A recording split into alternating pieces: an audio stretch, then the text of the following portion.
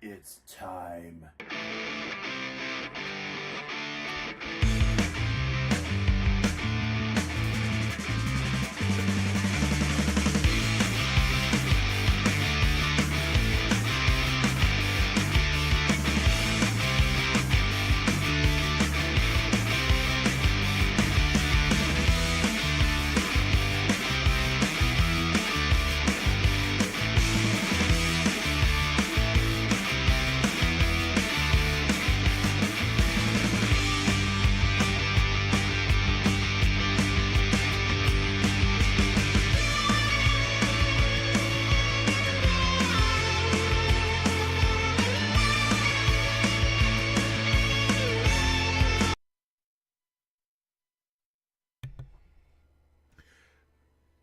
Well, hello and good morning to everybody. This is SFS Gaming, where we're streaming for Sammy and I'm Buck. And, wow. I mean, we were literally just talking about them doing some bonus drops. These are not the bonus drops that I would have thought that we would be seeing. I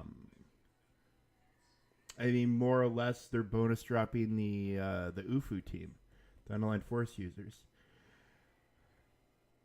Which, I mean, I'm all 7-star on all of these, and so, I mean, I'll get to farm some Cairo and some Zetas.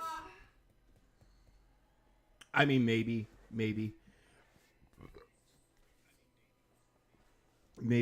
Although, so even though I took the day off yesterday from streaming, I did, when I was playing around in the Galactic Challenge, I did bust her out, and, the the most fun I had with her was actually as the random ass 5th in an Inquisitor team with a Reva lead GI, and then I think I kicked 8th brother out for her. That was actually the most fun I had with her. Like, you could see the ramping damage from the plagues and stuff like that. She was hitting pretty hard there, even with the weird ass modifier that they always seem to like to have. But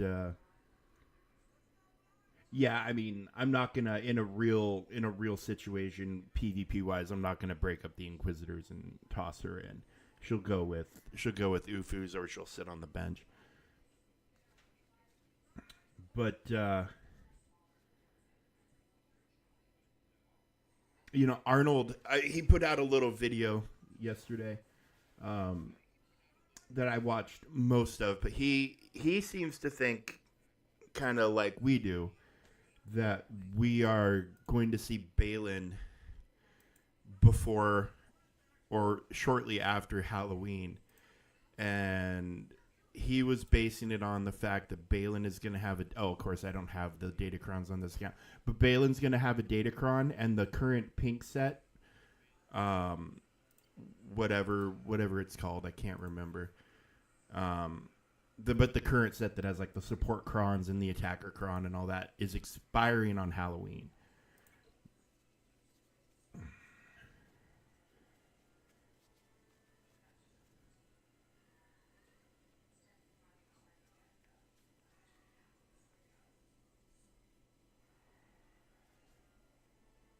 Yeah, it does genuinely not mean anything, but I mean it is interesting timing. No,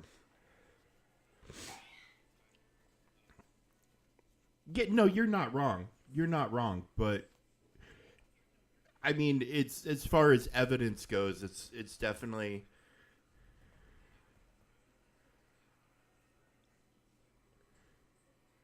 right. But we would be getting a new set launch. You're right. It's meaningless. It doesn't mean a damn thing. It doesn't even have to match up to a set. You know, they can just create their own cron. But I mean, as far as evidence goes, it's not. At least it's backed up by something and not just wild ass speculation. But I think we'll find out whenever we get the Marok kit reveal. I think we'll know for sure. All right, so what the hell's going on here? Oh, okay, I'll claim that. I'm not going to do dailies on stream. We got GACs to do. I'll do dailies later. So yeah, I don't know. It could be before that current set expires. You know, they've done that where we've gotten like I think the Padawan Obi-Wan Cron was like the first look at that Datacron set, and it was out before we could start farming it. Oh no. I don't think it's set in stone. I was just sharing his theory because I mean I've been saying around Halloween would be my guess too. Oh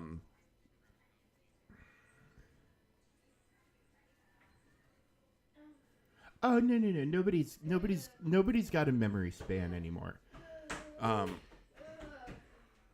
You know that's the thing is with TikTok and everything. Everything is consumed instantly and in short bursts, so nobody remembers. Nobody needs to remember. You know, I'm not knocking any of that. That's just the way things are. All right. Well, we've got ads.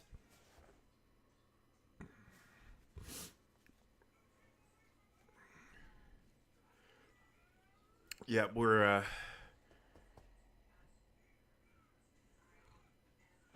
yeah, on my on the device I use to monitor, it's showing ads 2 of 4 still. So yeah, I don't know that it's set in stone. I think the next character reveal whenever if they're gonna give us a puzzle, next weekend probably if they give us a puzzle to to preview.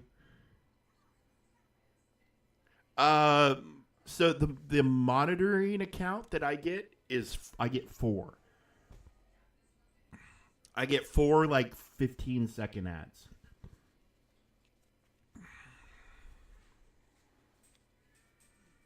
It's weird.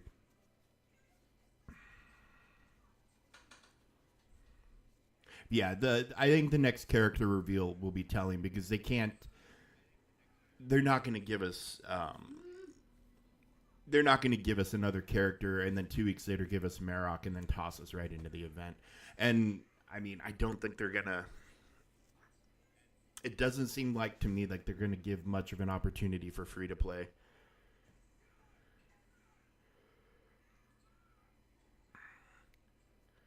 Yeah, who knows how Twitch does it? They're weird.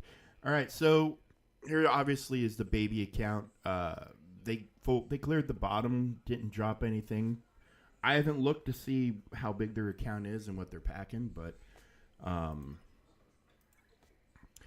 they cleared the bottom and then stopped. So not sure what's up with that.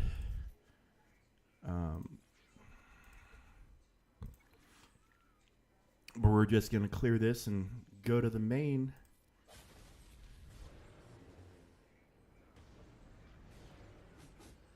Look at that, the tenacity. Dots? What dots? We don't take dots. We don't take dots from you, Vader.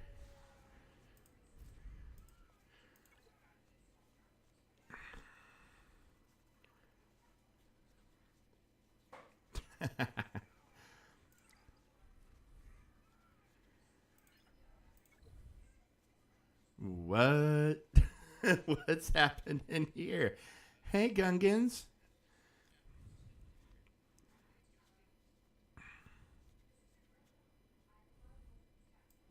Is one of them phalanx? One of them is phalanx.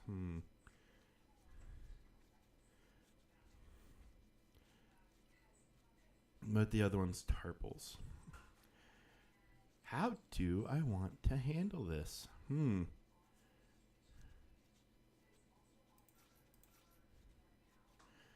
Well, we know the shield generator is not going to have much in the way of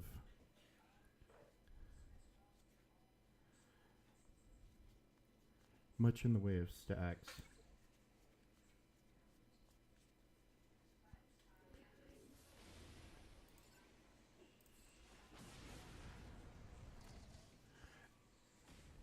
I think Balin's gonna be pretty awesome. I think that's going to be one of those characters that the people who didn't go for him are going to probably be upset that they didn't go for him.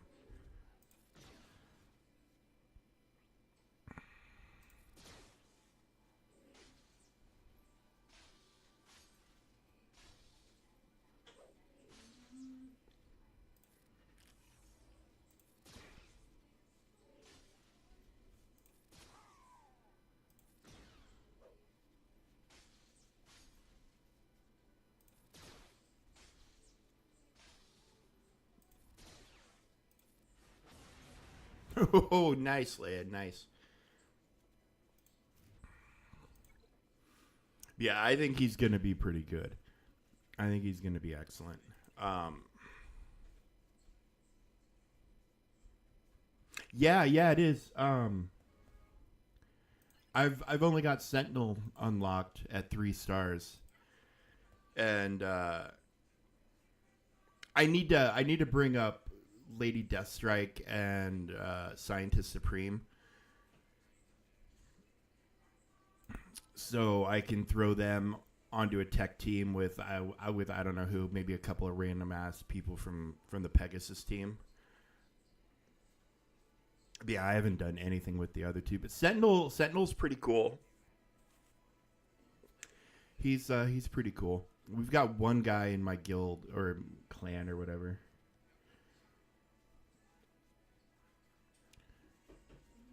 I think I'm not sure how I got Sentinel so quick. I didn't pay much attention to what I was getting for the orbs, but then that milestone, we got into the areas where we were getting like 15 shards and stuff like that.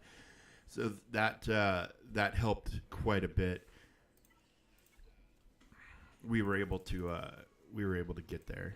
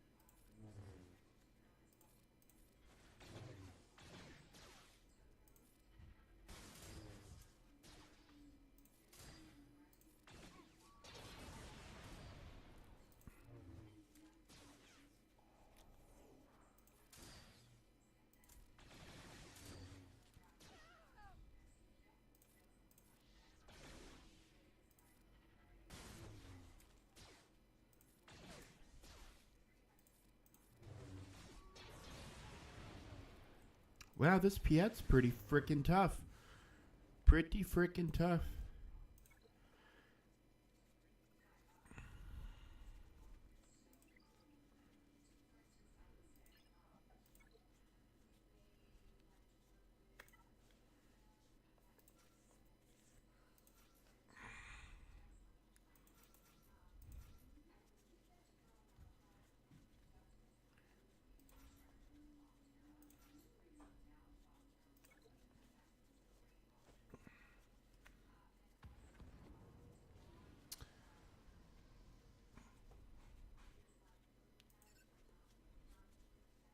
Yeah, I don't know that I want to take a break from Marvel Strike Force, but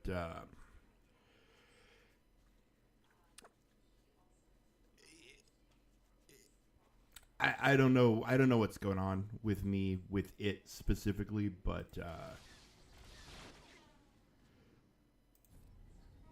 I mean, I'm still having fun. Maybe it's the new way that they're putting out the characters,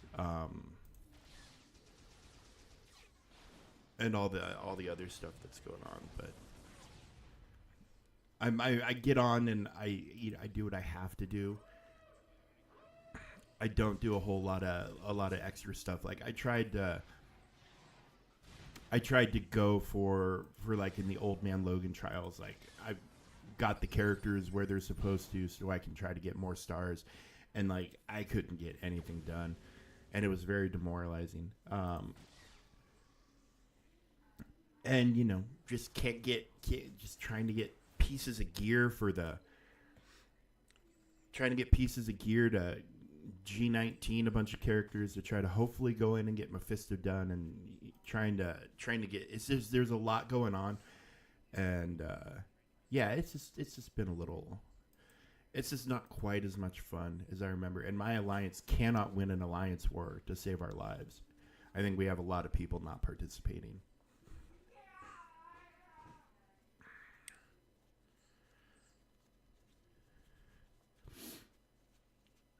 I'm still waiting for not Grax, but Bonesy to let me know when he's got a spot open up in his alliance, just so I can come in and chill somewhere, and bring some muscle. Because if I join Bonesy's alliance, I'll on Marvel Strike Force, I'll more or less just like, hey, give me defense and give me the bridge, and like our bridge will hold pretty hardcore.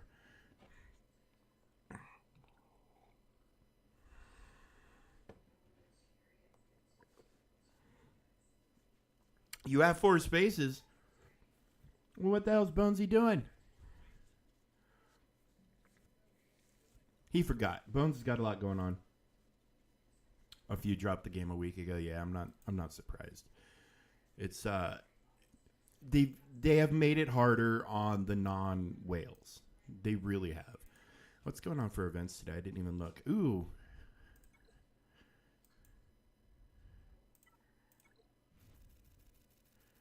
This is a great way to farm geos, by the way, being able to do this.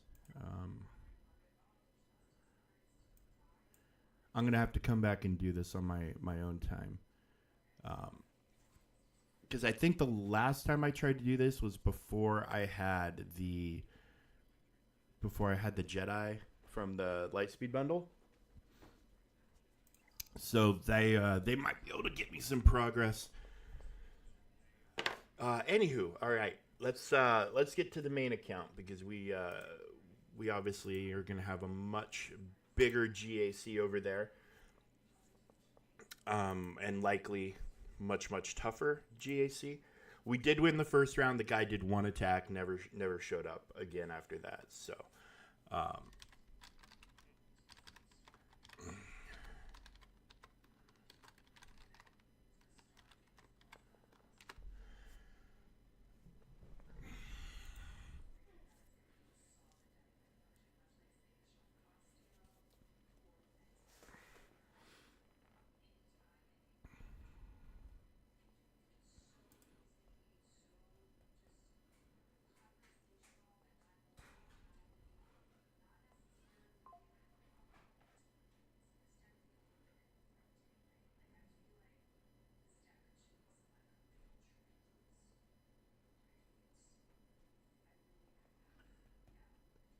yeah, they need to realign the brackets again.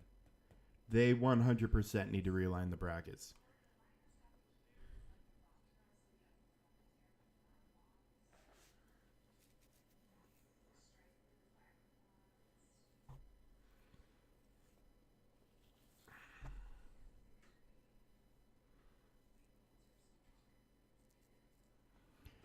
Okay, well, let's snag this since we're here. Yeah, and I mean, it shouldn't even remotely be like that. You know, like a difference of a couple 100,000 is acceptable and something you can deal with. Sorry, I'm going to sim all these real quick while I'm thinking about it. I damn near forgot to do the Shin stuff yesterday. You know, go in and just redo all the stages and get all the rewards. I damn near forgot. I did a lot of sleeping yesterday, and I'm feeling a lot better today than I have been. It's still, the cold is still lingering a little bit.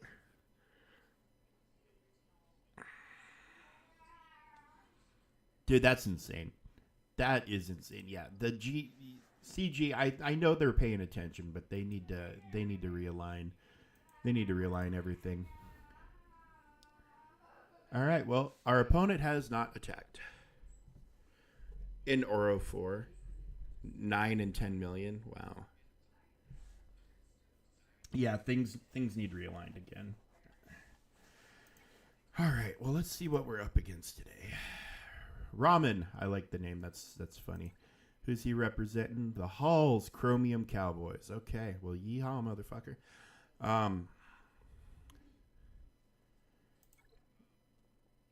So he's got all the things like everybody else.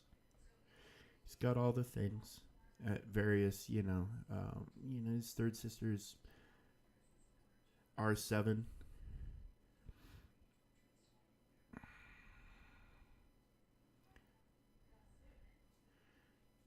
He's roughly the same size as me. He's got Afra, which I don't. So let's see the important things. Galactic Republic. Okay, he does have Quadme.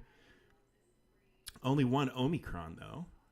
On the lead? Is it on the lead? It's on the lead. That is. I think if you're gonna go with one Omicron, you want the one that summons the bodyguard first, because otherwise, like a Sith Eternal can come in and link her and link Padawan.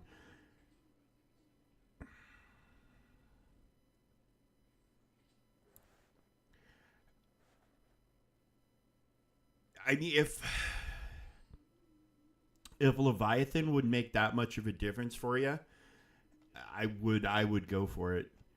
I mean, and it also would help you out in your Fleet Arena bracket for sure. Maybe get you some more crystals on a daily basis from there. Padawan Obi-Wan's at 8. Master Qui-Gon's at 5. Okay. Now. Okay. No Great Mothers, so we don't. I could have just looked at the Krons, I guess. So we do have a Luthien, I think. There's a Luthien Kron. So he is, what, a rebel fighter? Yep, there he is. One Omicron, Relic 5.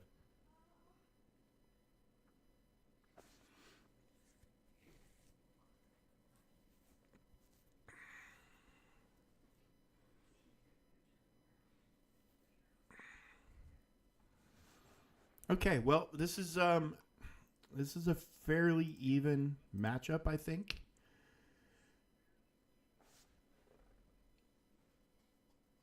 Okay. Well, we will, let's set the tone here. We got Gungans. We got Jabba. Here's that paddle, or the Padme. With an attacker Kron. 328.19% defense. That's cute. That's super cute.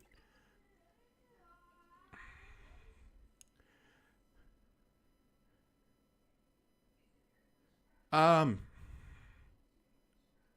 mean, I think I'll probably just bane it and call it a day.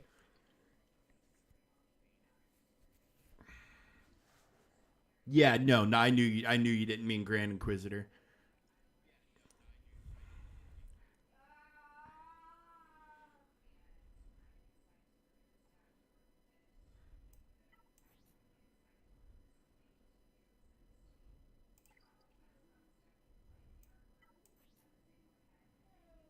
Well, so yeah, look at the defense rolls. This guy clearly is defensive or defense focused right there.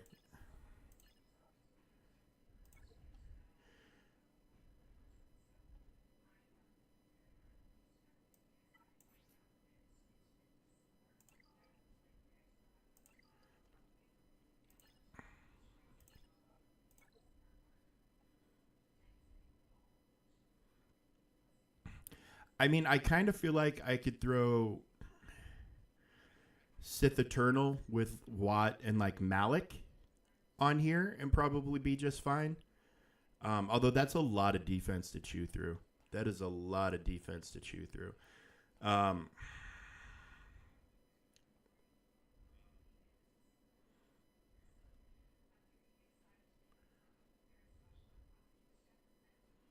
yeah, with her not summoning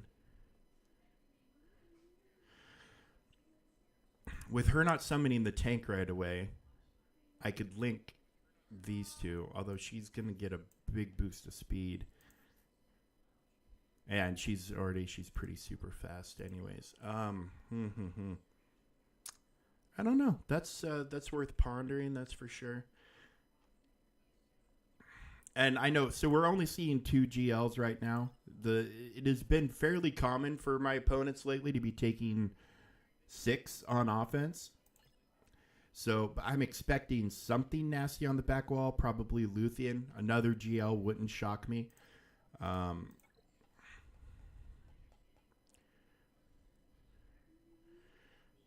could JMK it and call it a day. I'm trying to think of what else I would save Bane for at this point in life.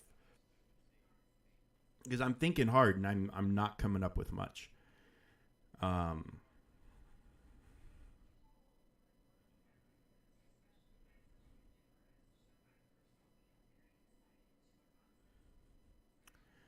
gosh, I'm not sure if Bane could chew through this. Although he's gonna lower stats, he's gonna drain health, and then Malik. You know, if Malik gets Malik will get the life drain that can take out. That could take a lot of health out. Okay, we do have a Gideon Kron. Okay, with this doesn't have. Okay, so this right here, there's a way to set this up to where he'll do nothing but spam his submissive volley or whatever it's called, and you need on the level 3. Here we'll look at Micron. You need this to help fuel it. And he does not have that, so that's interesting, but we're still gonna take the team super seriously. Okay. I am definitely stalling a little bit. But let's get going on this. Yeah, I think Bane. I'll do Bane and Malik.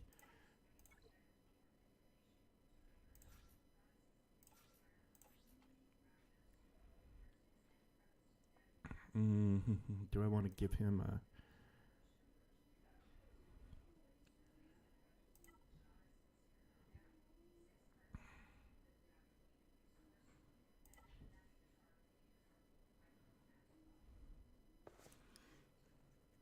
Yeah, all my really good Krons are on defense for the most part.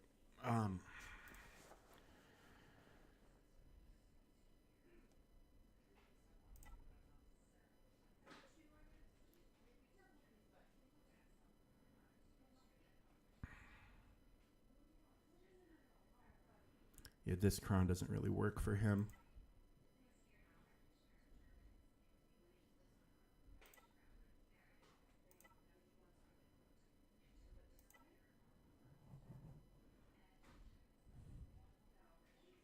Okay.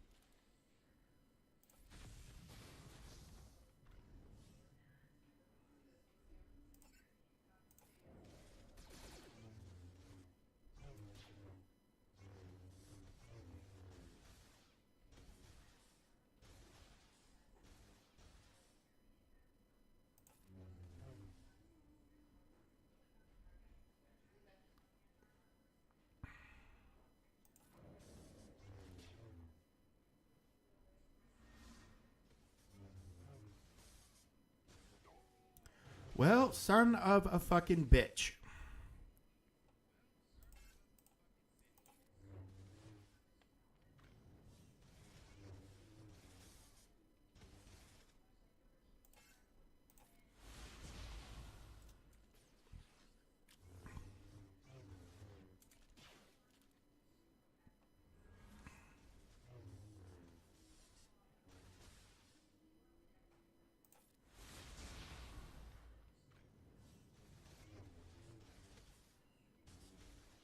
It's a lot of fucking defense. It's a lot of defense.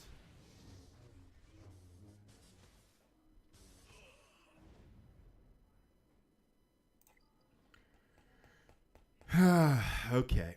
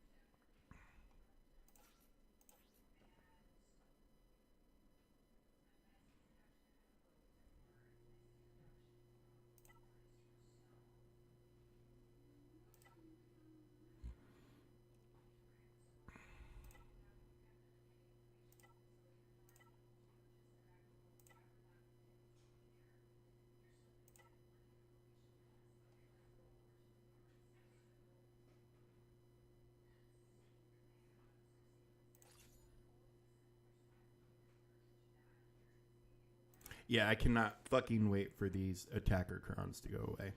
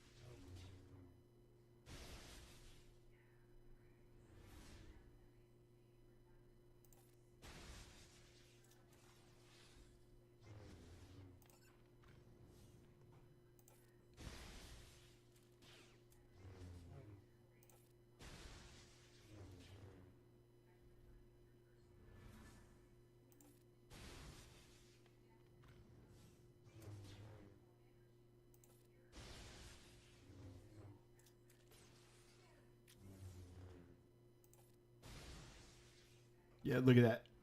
3,980 damage. Well, I think the fight's over. Ridiculous. Well,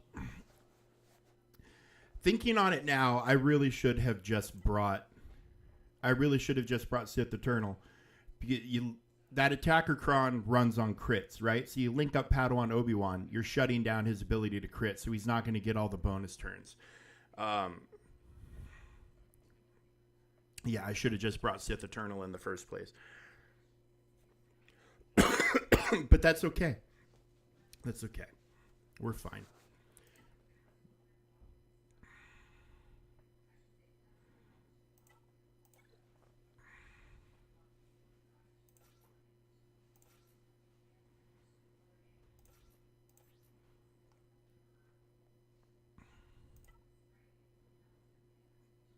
I will save that for something else.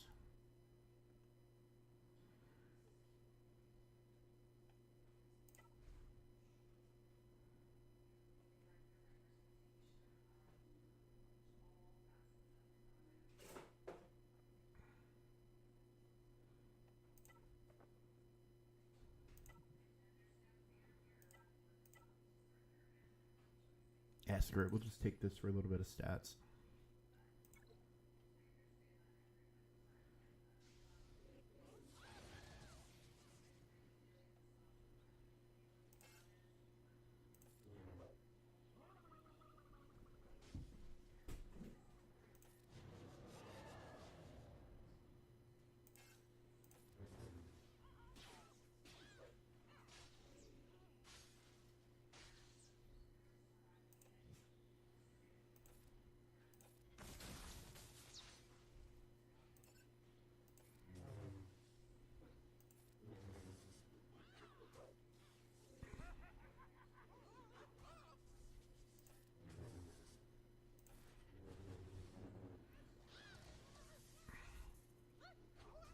Dude, I haven't played Battlefront 2 in a long time. I really should fire it up again.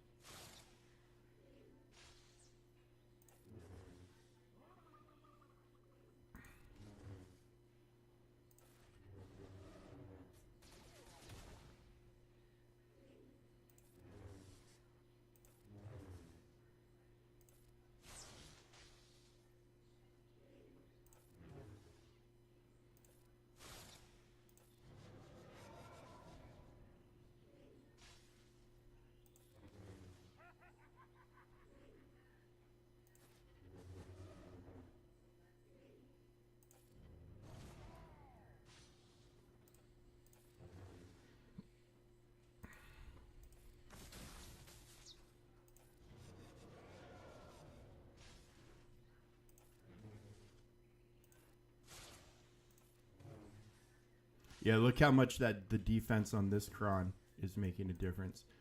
214.52. I mean, it's cutting his physical damage in half. At least in half. But that's why you bring Nihilus. He doesn't care about any of that stuff.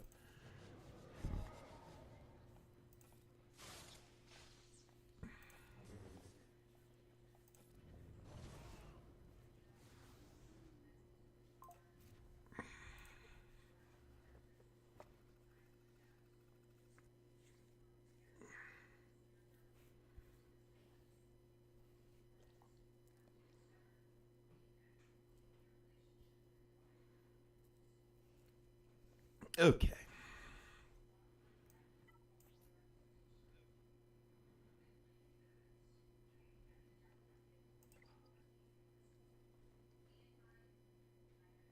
Teddy, what's up, buddy? Do you need to go out? Here. Well, if you need to go out, you need to go out. But let me see if your mom can get you, okay?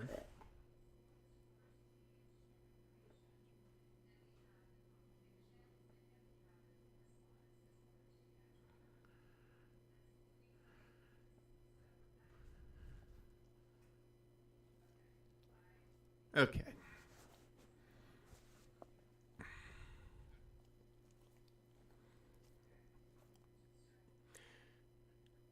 I mean, I'm pretty sure I own Battlefront 2 still.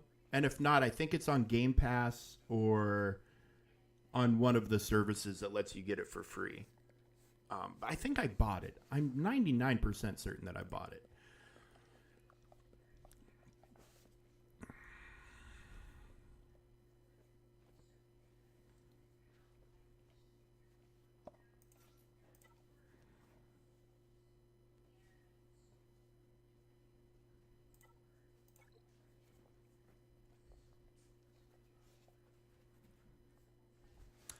How do I want to do this? I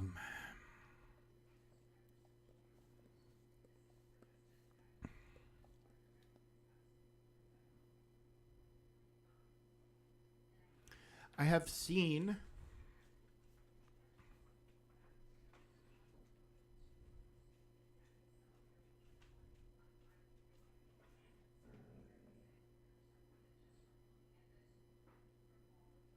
Yeah. I know I have access to it. I don't have it installed though. I mean the biggest gripe I have about the current console generations is the hard drive size. It's very very small. So and the games are getting bigger and bigger and bigger and bigger and bigger. Like looking at you, Call of Duty.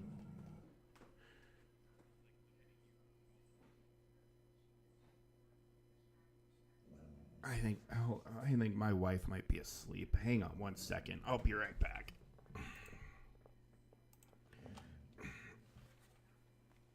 Allie? I just sent you a text. Teddy needs to go out. So sorry, I didn't have my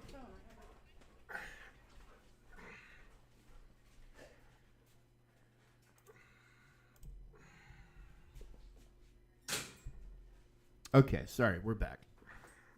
She was on her way.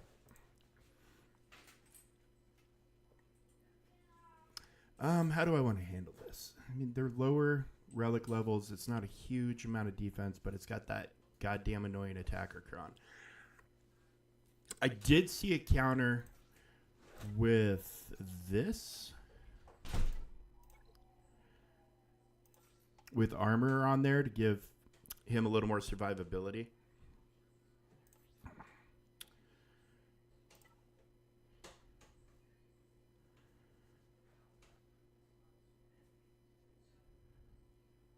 And that's a decent amount of defense, some good health steal and armor pen. Yeah, let's do this cron.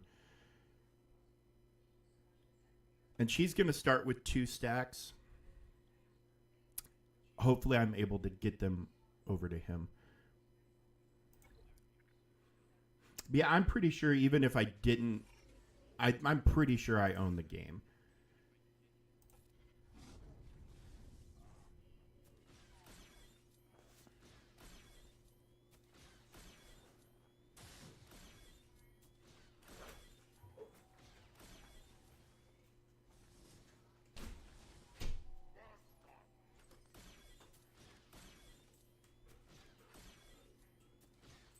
Well, so much for getting stacks over there.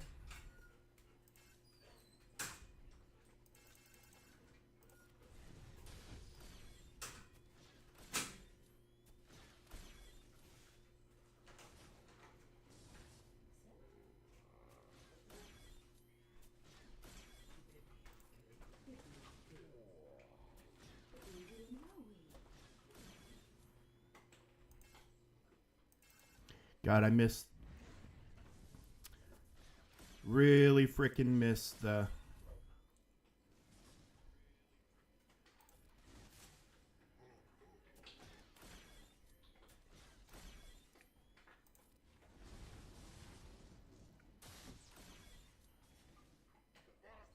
Really freaking missed the TIE Fighter pilot cron.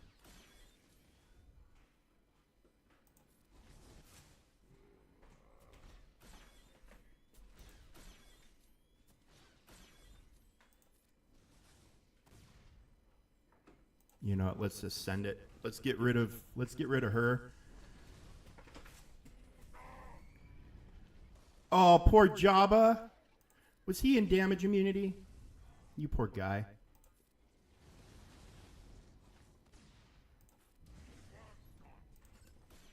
Actually, we can go.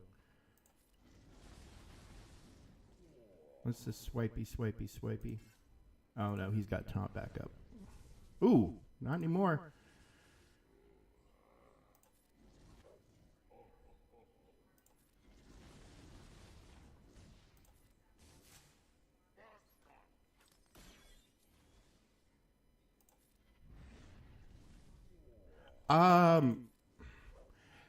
Honestly, I could legitimately stream it anytime. Probably going to want to play it for a day or two to get used to it again because I have not played it in a very long time. And when I was playing it, I don't think I was that good. But yeah, we'll scope it out. Okay, so remind me what's up here again. Some stuff that's going to be problematic, but nothing that should be too crazy. Except for this, of course, except for that.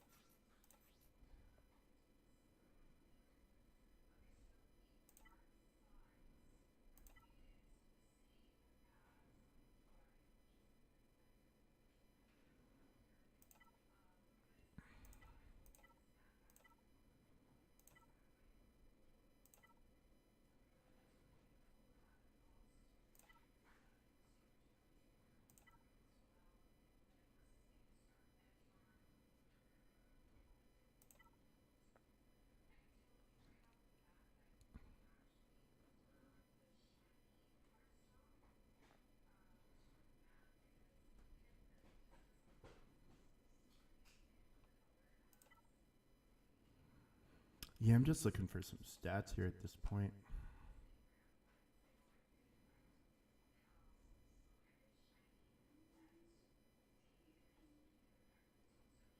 All right.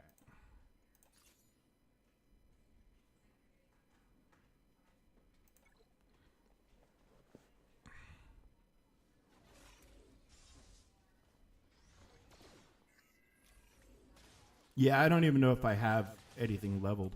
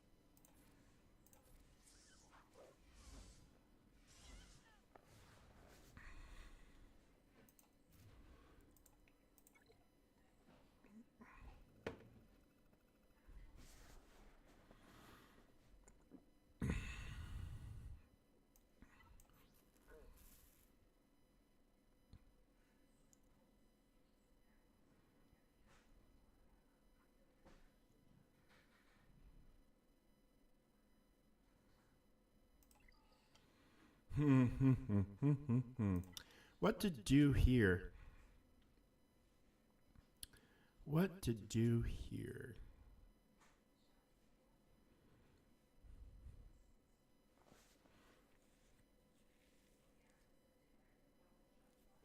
Star Killer, maybe? I mean, this is a decent team with a pretty serious cron on it.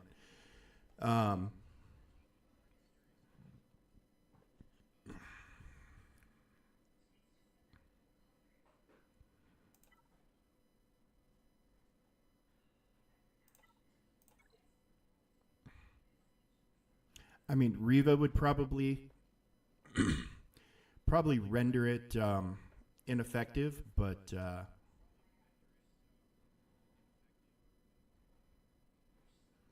I don't think I want to. I don't want to say waste Riva, but use Riva on this at this point.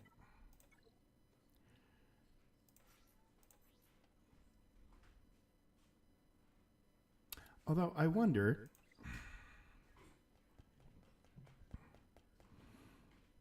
Kind of wondering about Captain Enoch here. That's a lot of defense, but they get a lot of true damage.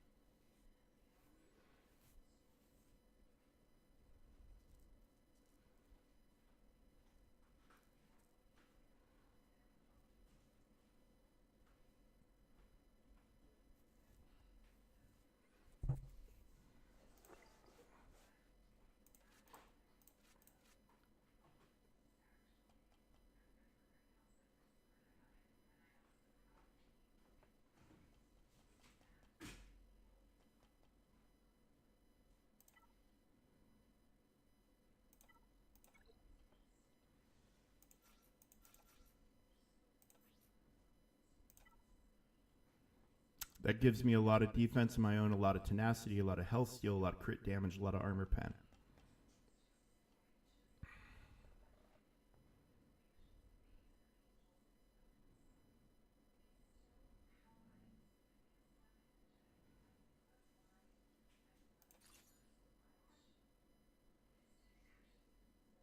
All right, let's see.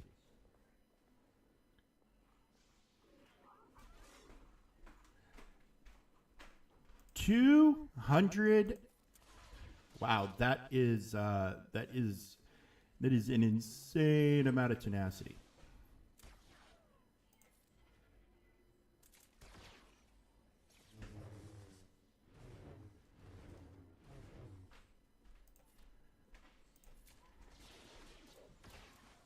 Nice, nice.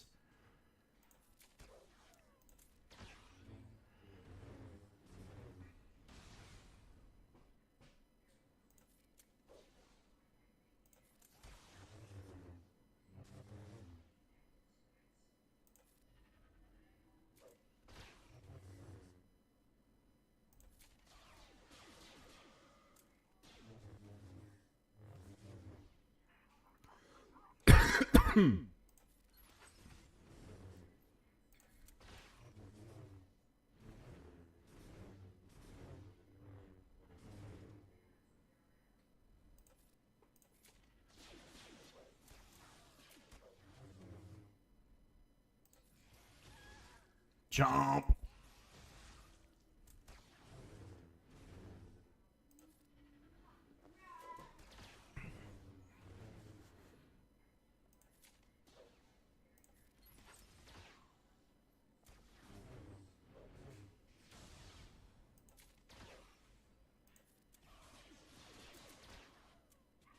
Beautiful. Nice. Nice, nice, nice. Not unhappy with that. Not unhappy with that.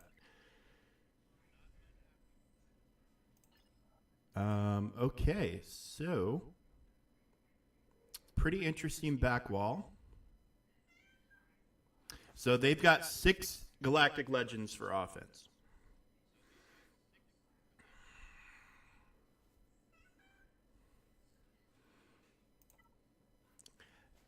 And I mean, speaking of Wampa,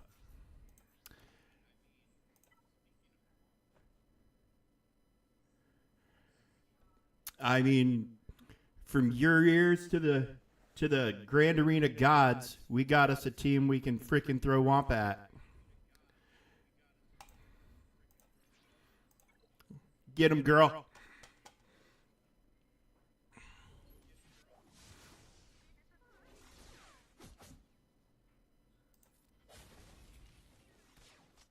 You know what? Let her do her thing. She knows what she's doing, and she's going to do it faster than my old ass can click, so.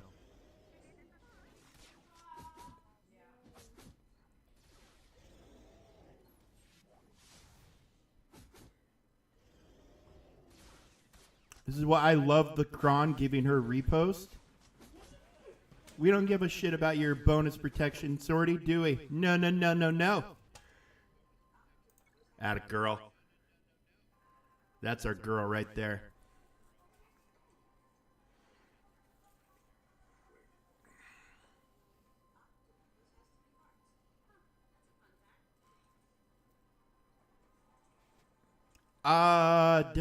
Total Counting, let's see. We'll go count real quick.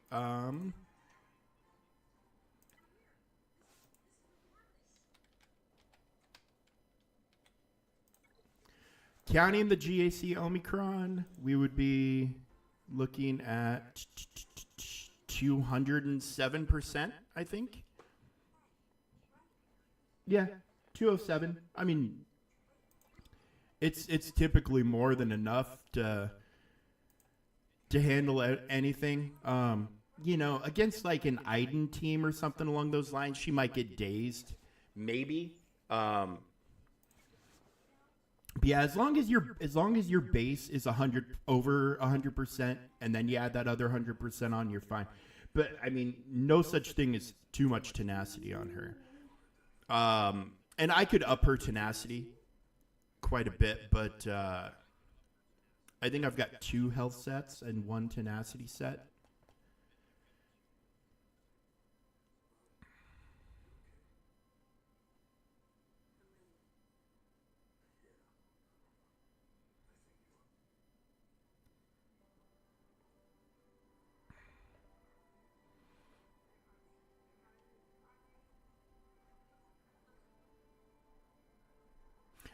And oddly enough, the team I'm the most worried about here is this one. R9 with the Stapcron.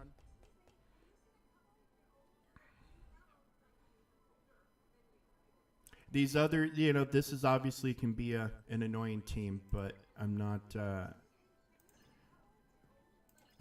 overly worried.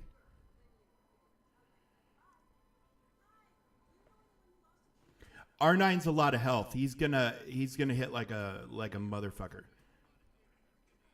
Like, and no denying it. There's no doubt about it.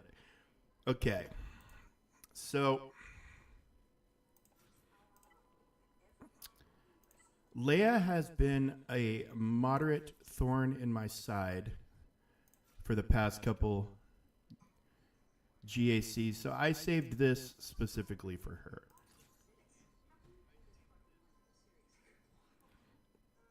This is supposed to be a counter with the 90% plus, like 93, 94, 95 success ratio.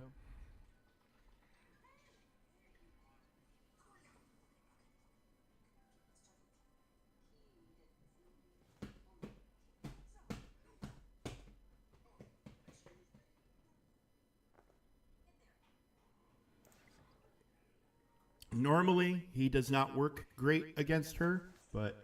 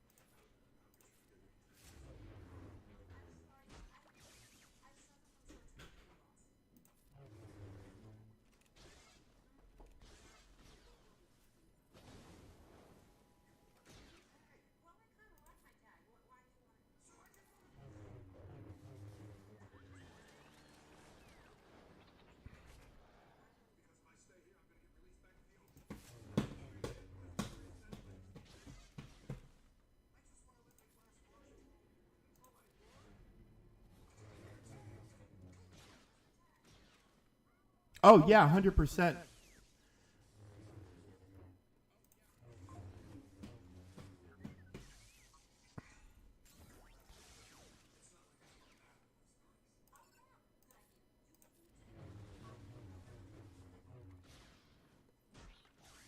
Yeah, that those Gar Saxon buffs were pretty freaking awesome.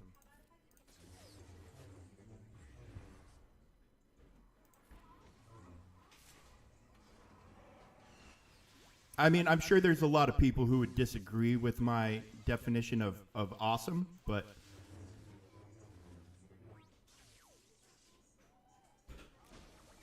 ooh, that's rough. He hasn't been getting any stuns at all. He's supposed to stun people, and he's not getting a single stun anywhere.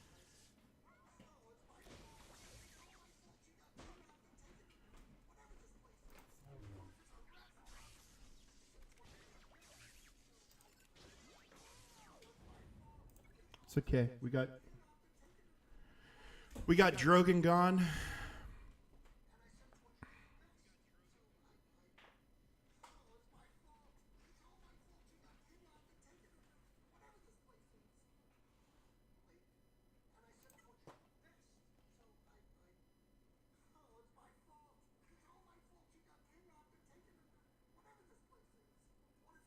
Yeah, you can wampa gas. I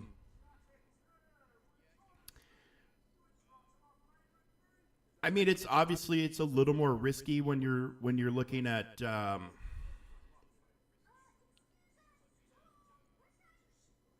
when you're looking at having Rex in there. You know, you need to make sure you get Rex out as soon as you can because is oh Wampacron, yeah. With the bonus protection up, you can't be annihilated, but at least not on the first one, and it should only take a couple of cycles to get him gone. Now, how do I want to clean this up?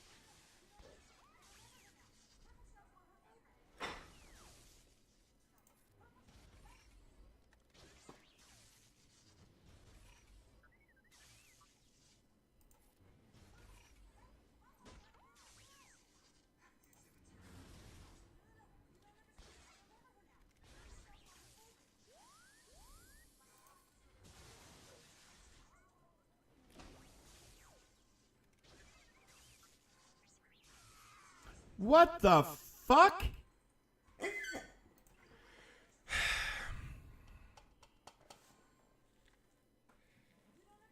I really fucking hate Datacrons with an absolute passion.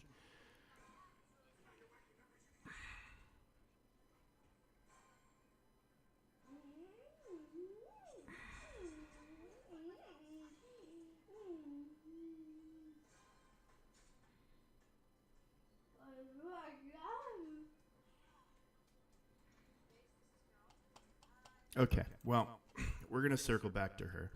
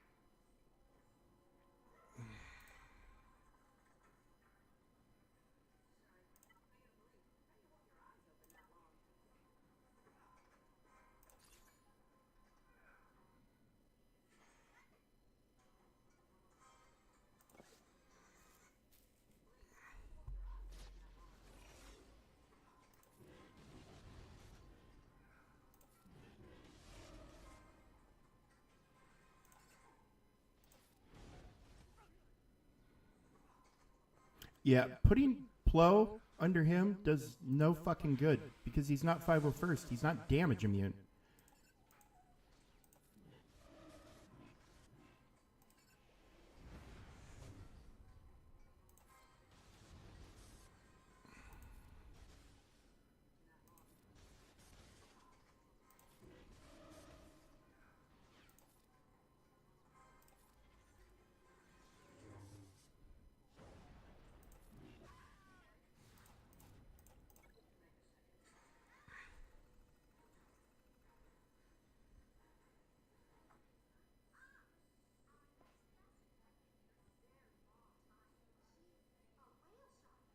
I mean, they'd have been better off putting Plo here instead of Cam.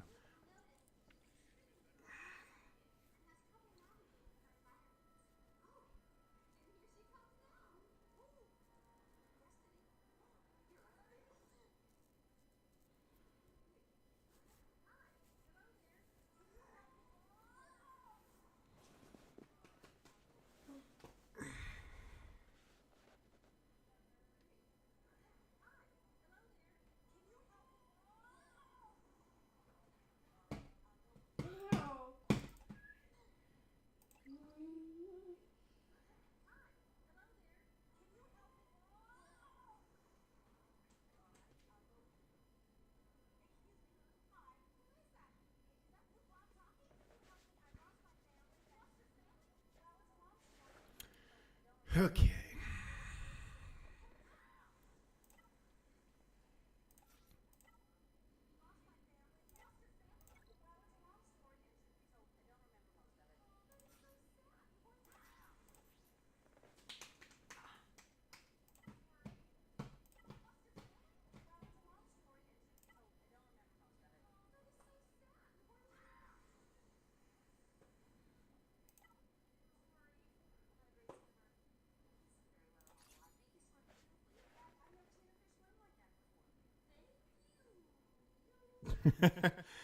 Dude, I wish there was something I could do about ads. I really do.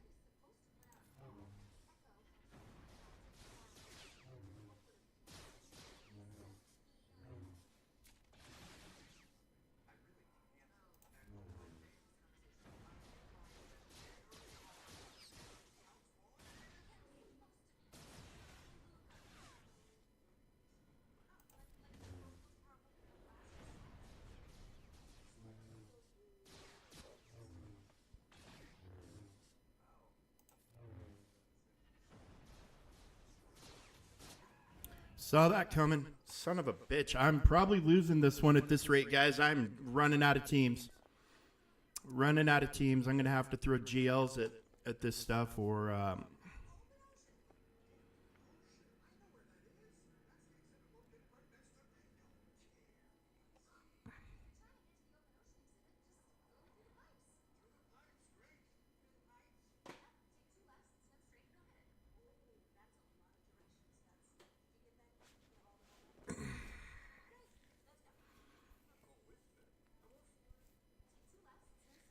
okay.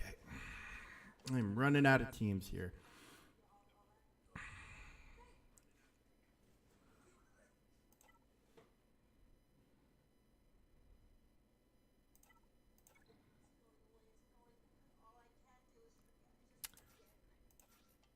Datacrons with couple 100% defense on them have just been ruining my day so far.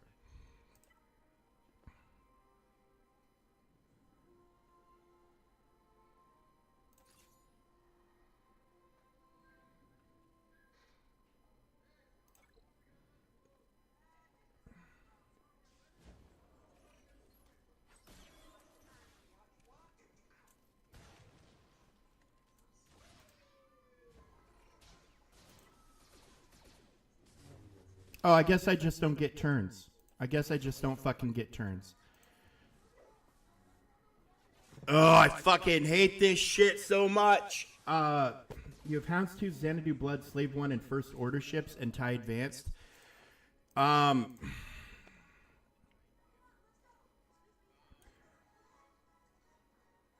What are the Geo ships under?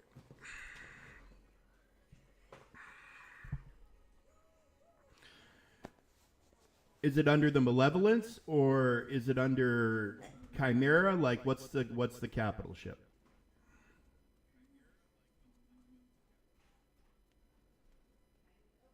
It's under Tarkin. Okay.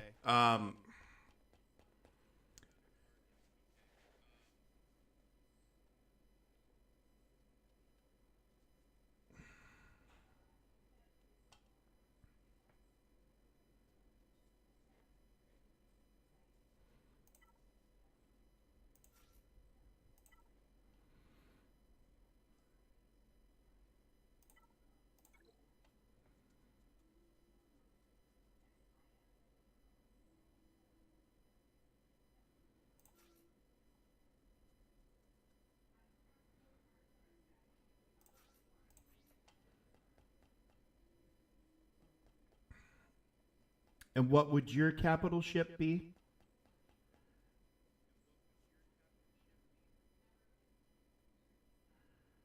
You know, I'm not going to bring a data crown for this.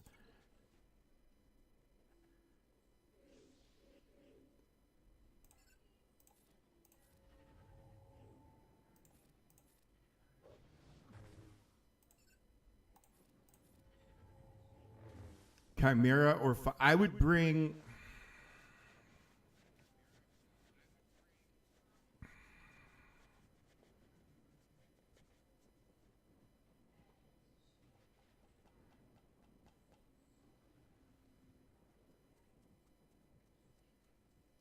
Okay, I would. Okay. Is this the last? Is this the last fleet that you need to worry about killing?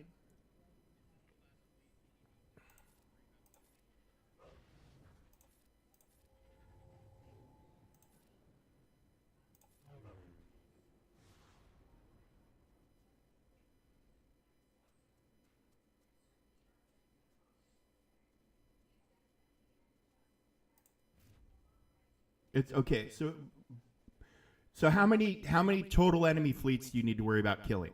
Is my question. Because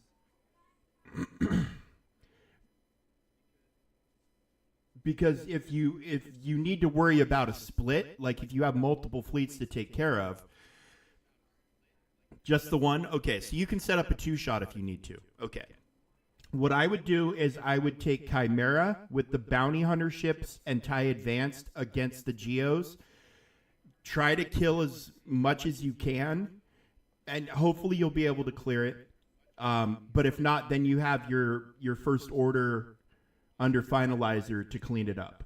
This is all blind, not knowing what the strength of your ships is, but Finalizer in theory should be able to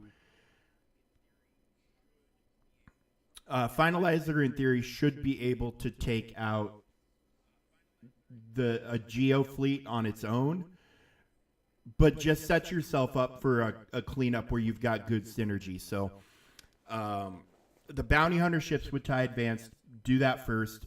You probably would be able to win. I don't know what the gear and all that stuff looks like, but Houndstooth is obviously a pretty solid ship, and Chimera has the insta-kill after 4 turns, so you can... Yeah, include Slave 1.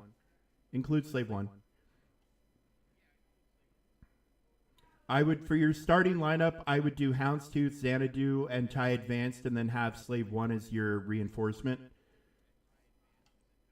Or use TIE Advanced as your reinforcement, maybe. I mean, you could also do, if you wanted to get some good retribution going, you could start Houndstooth, TIE Advanced, Slave 1, and then have Xanadu as your reinforcement, so you get the retribution when he flies in.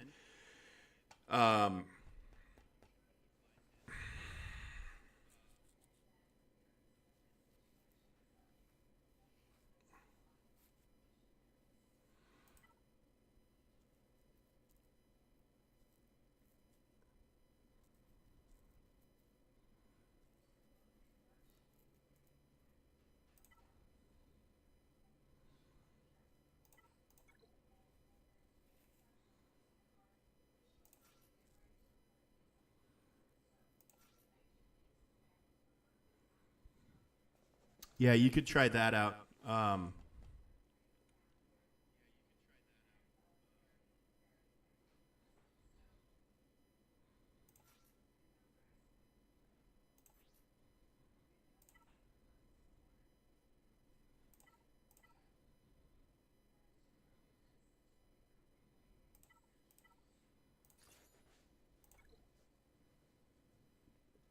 And then, yeah, for whatever reason, you don't one-shot it.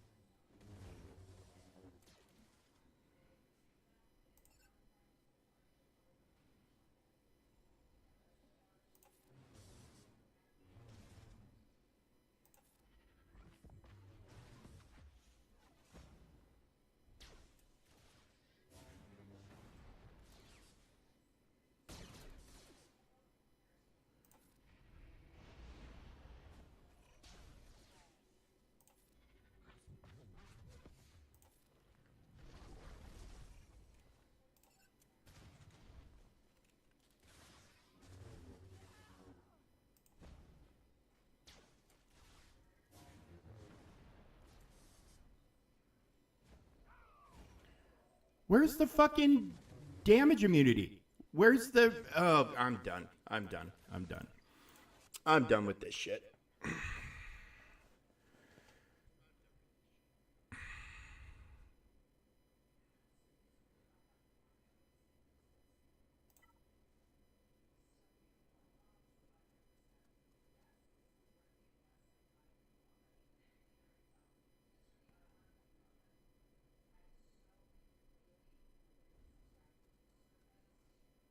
Oh, no problem, buddy. Glad one of us is winning a fucking GAC. Graxy's up against almost impossible odds. I'm up against ridiculous datacrons and stupid cheesy shit.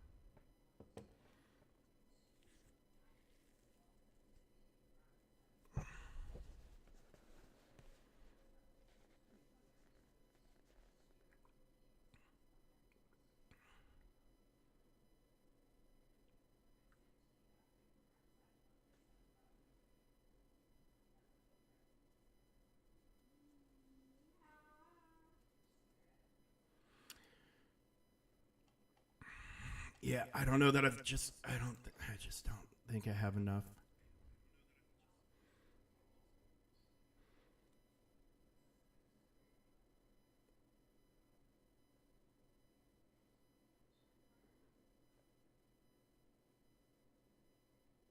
And I'm now facing a reality where it's like I'm gonna have to save Sith Eternal and do the Sith Eternal Bane team to consistently kill this, because that's been the only thing I've had that has consistently killed this team.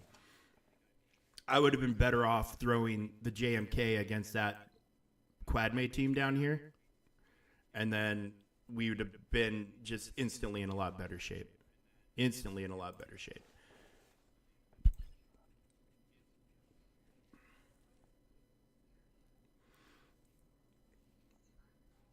Because yeah, the only counter I've had that has consistently worked for here has been Sith Eternal and Bane. So I guess I'm just gonna have to go that route.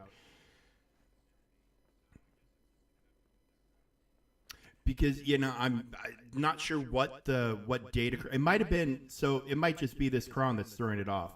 And maybe I need to invest in GAC Insight so I can see the data crons in everything.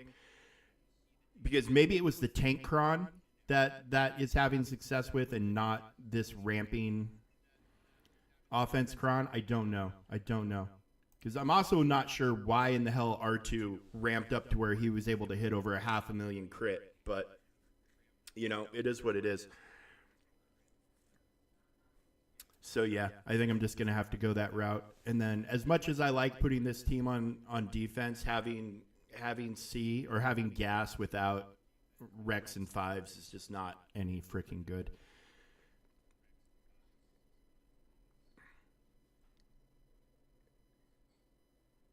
Just no good at all.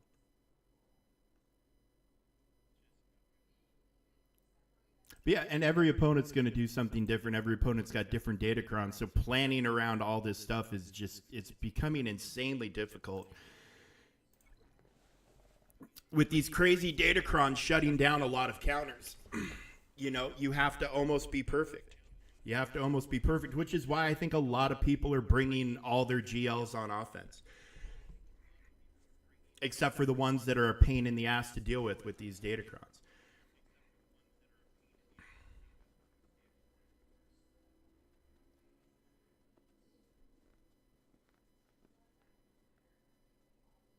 Yeah, I'm not sure why freaking Malikos ceased to function the way he's supposed to function going up against this team.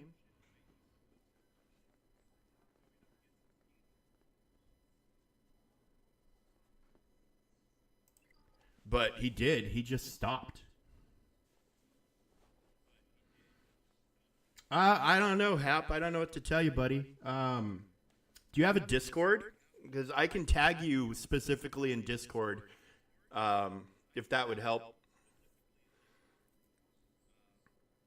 If you're in the bones and stuff like that.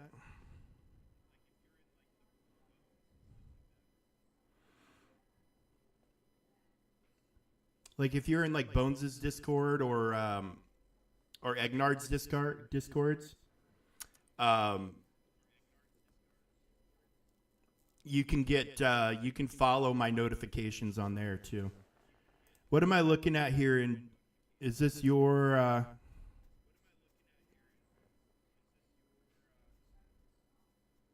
Is this your GAC Grax?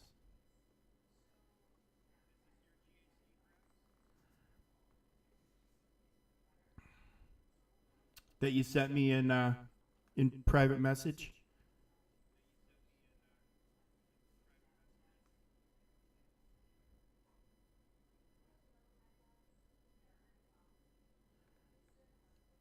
I mean, good Lord, you had a fucking mountain to climb.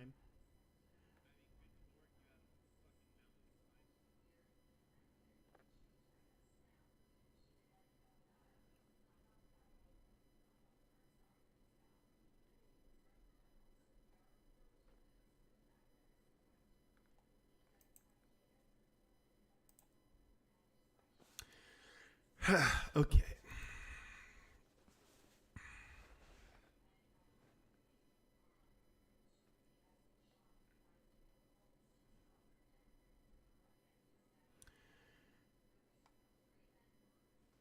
Let's see if I can at least, if I can pull off a miracle up here. Let's see.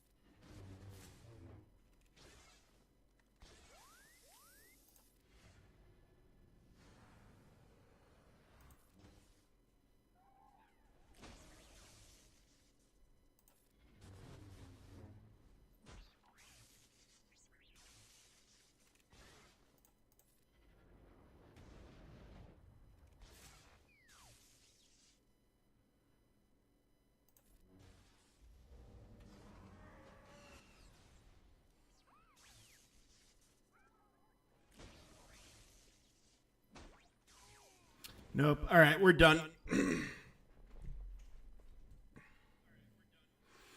We're done. We're done.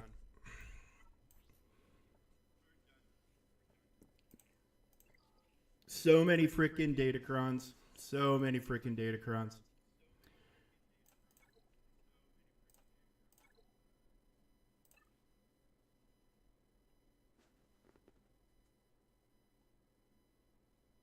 All the datacrons, all the shit. All right, well, it is what it is, folks.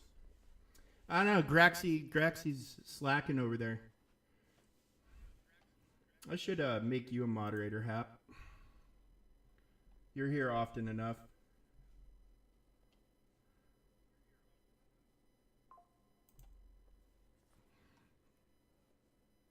I just got to remember how to do it.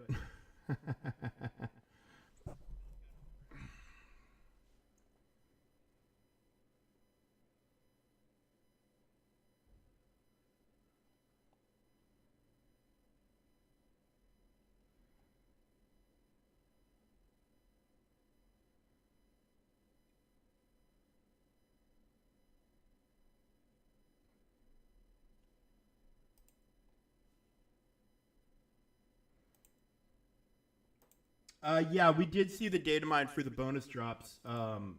We were talking about it right at the start.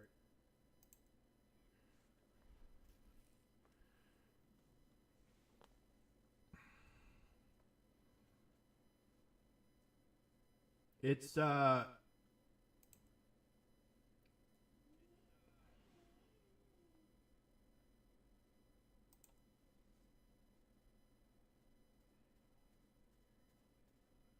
it's a pretty I don't know. I think it's pretty typical CG. I think it's a good sign that something's coming soon because they're throwing us bonus. They're either throwing us bonus drops to help people get a team for Shin, or they're wanting people to use up a bunch of hoarded stored energy and crystals and whatnot.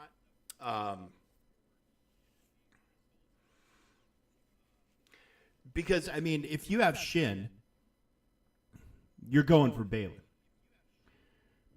And if you don't have Shin, you're not going for Balin. And you know the Yufus at that point, it's just kind of randomly being tossed out. Because that's what those characters are for. That's what those characters are for. So, not real sure what the purpose is, other than I think they're maybe trying to get us to get off the get some of our stuff gone. In anticipation for what? I don't know. Because none of those bonus drops have anything to do with anything really that's currently going on. Loose Connection is, yeah, they're a team for Shin. But if you have Shin, you probably have that team. So it's a little odd.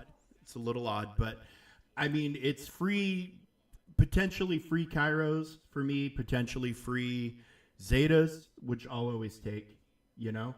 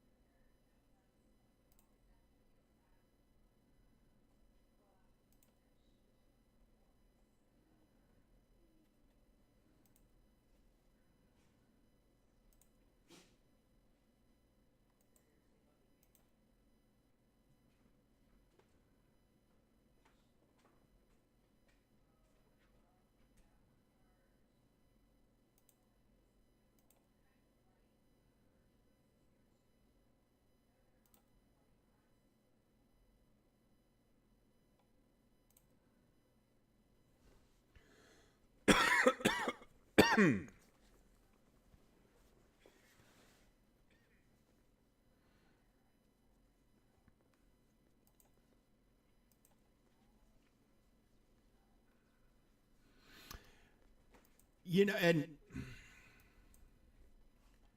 I don't know, it's well, no, thank you, buddy. You're here all the time. So Graxy's the only mod so far, so you definitely having somebody else to help do that stuff is not a bad thing. Not a bad thing at all. I know, I'll just make anybody a mod around here.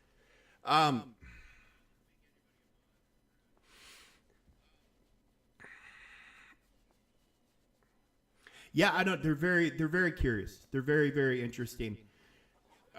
Bonus drops, because again, we've gotten 0 like chase drops for Galactic Legend Tano yet. We've gotten 0 for Balin, and this is, you know, presumptively, oh hey, let's maybe help people get Shin's team. But if you have Shin at any usable level, you probably have the unaligned force users though.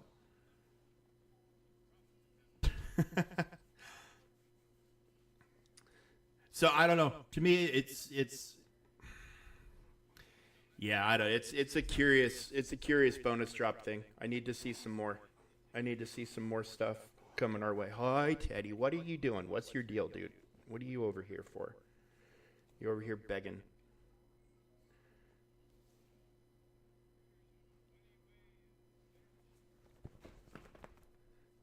All right. Well, you know what? GACs go this way sometimes. It annoys me because I hate losing, but and I want the crystals, but screw it. It'll make us one win, one loss so far this season, and everybody loses. Nobody's undefeated. Nobody's undefeated. Yeah, I don't know. I don't know. Of course, Seer is a requirement for Jedi Knight Cal, so if you don't have Seer, you definitely want to hit that. You definitely want to hit that. Do you need to go out again, Teddy? Teddy, get your mom. Go get your mom.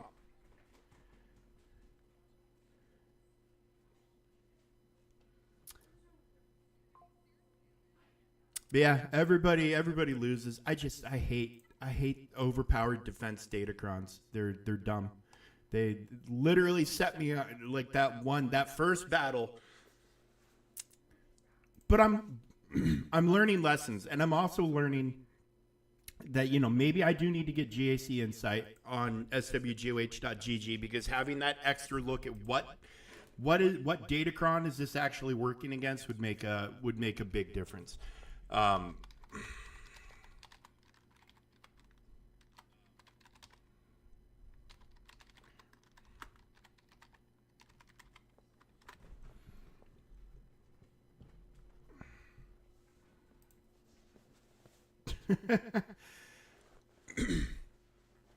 don't, dude. CAD, that to me, I'm not going to say that's random, but it feels kind of random. The whole Cad Bane hatred. Usually the ship that pisses me off in that fleet is just like the Houndstooth that just won't fucking die.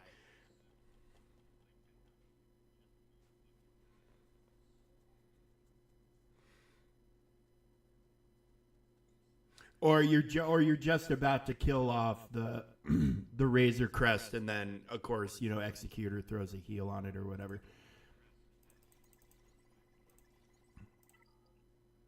All right, well, I need to get my tickets so I don't get yelled at by Grax.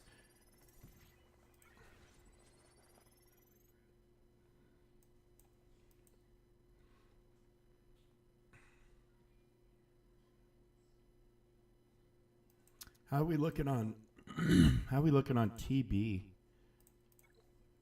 Crush the rebellion. Crush up. Hey, not bad. Not bad at all. Need a little push on the bottom. Need a little push on that bottom.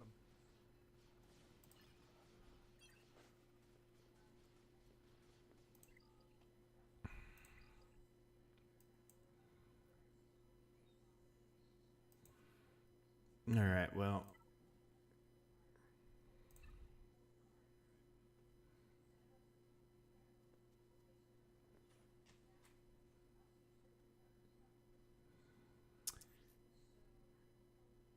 Yeah, 15 battles in a day is a lot. It's a lot.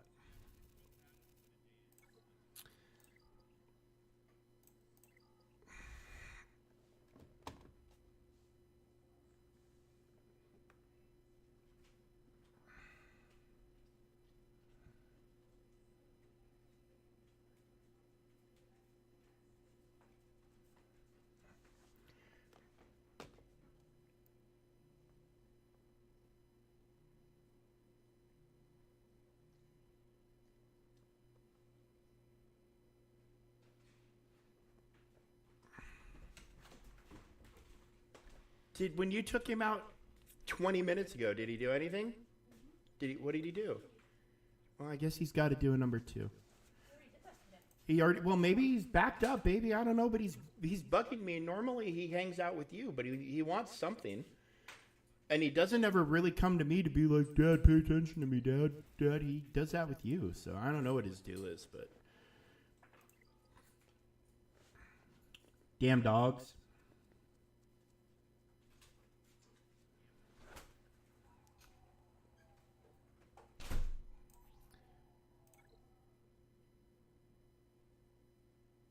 Face the Rancor. I don't want to face the Rancor. We got to be launching that that Endor again here soon, I think, right?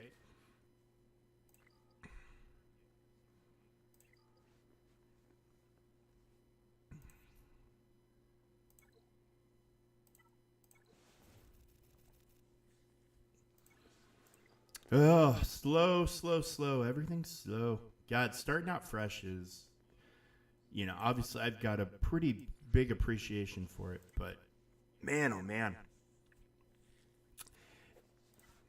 Takes one of two things to get anything done in this game, time or money. And if you have both, you can get stuff done in a hurry. But I don't know if anybody gets notifications or follows Captain Awesome, but he does a lot of roster reviews and a lot of other videos. And I think he put up a video where the title was, he was looking at the roster of somebody who had spent something like $20,000 on the game in 3 months. And I haven't had a chance to watch it yet, but all I could think was, good God in heaven. $20,000 in however many months it was, or however many it was five figures in single digit months on this game. And I feel bad when I'm dropping 150 on my Apple credit card to get crystals to unlock a character so everybody can see it up and running day one. Oh, you saw it, Hap? Yeah, I haven't watched it yet. But just the freaking title alone put me on my ass. I was just like, what the hell? Because if you spend 20 grand in however many months, you can 100% end up with a stacked account, but you have to spend it on the right things. And the right things are GL requirements and ship requirements. Like, you don't spend 20 grand unlocking stuff that doesn't lead you to anything.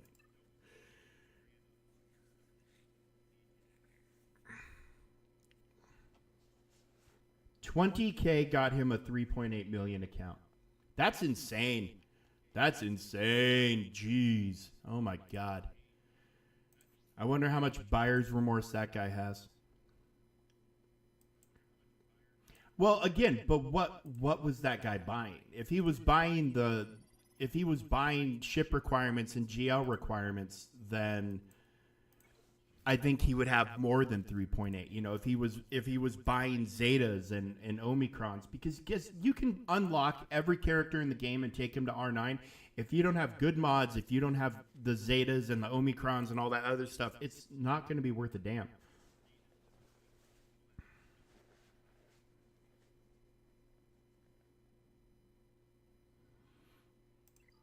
Well, yeah. I mean, we saw that on this account on the first opponent I had this week, where they'd started playing the game. They bought the hyperdrive bundle and they bought all the lightspeed bundles, and that's literally the only thing they've done with their game. And they had like a 2.6 million account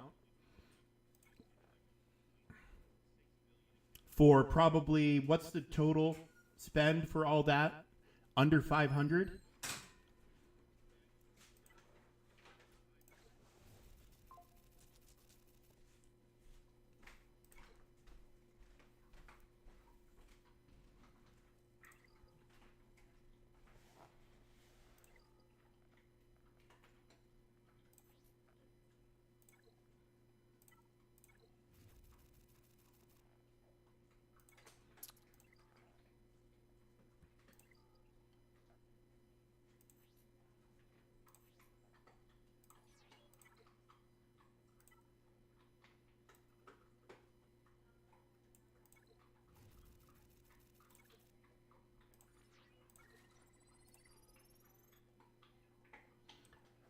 It's actually 22,000 for a 3.5 million GP. Did the guy just have more money than sense, or is he just richer than the Pope and able to do whatever the hell he wants and not care, or is he now like declaring bankruptcy?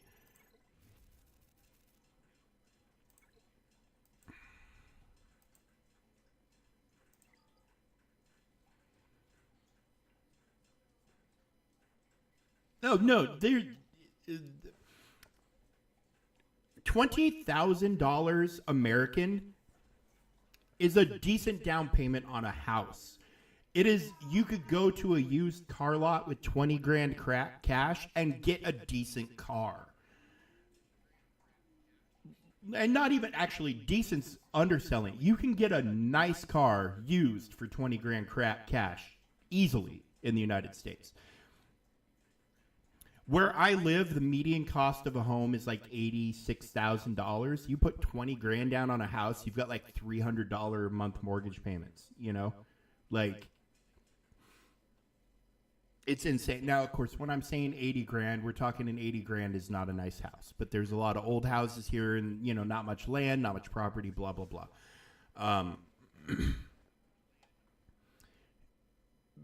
But yeah, 20 grand. Just, I mean, if the guy's a trust fund baby, maybe, and just has all the money in the world and just doesn't give a shit, fine. Dude, you do you. No judgment. You do you. But if you're going into bankruptcy to play this game, you need help. You need an intervention. It's insane. It's nuts. Unless he can afford, if 20 grand is nothing to him, then more power to him. But my God.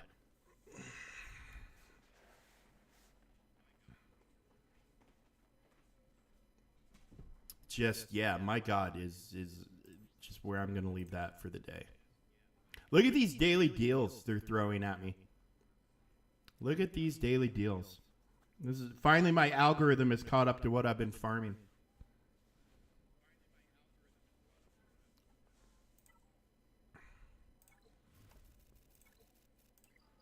Well, I mean, it's his fucking money. Like, I legitimately don't care. He can spend his money on whatever he wants to spend his money on, but like, if you're gonna spend that kind of money, like, at least know what you're spending it on. And that's, to me, that's the thing that probably didn't take place.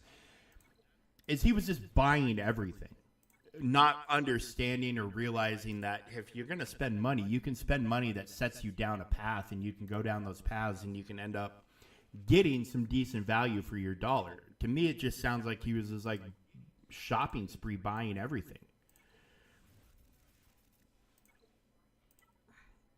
I mean, we all know CG's got no issue with him spending that kind of money.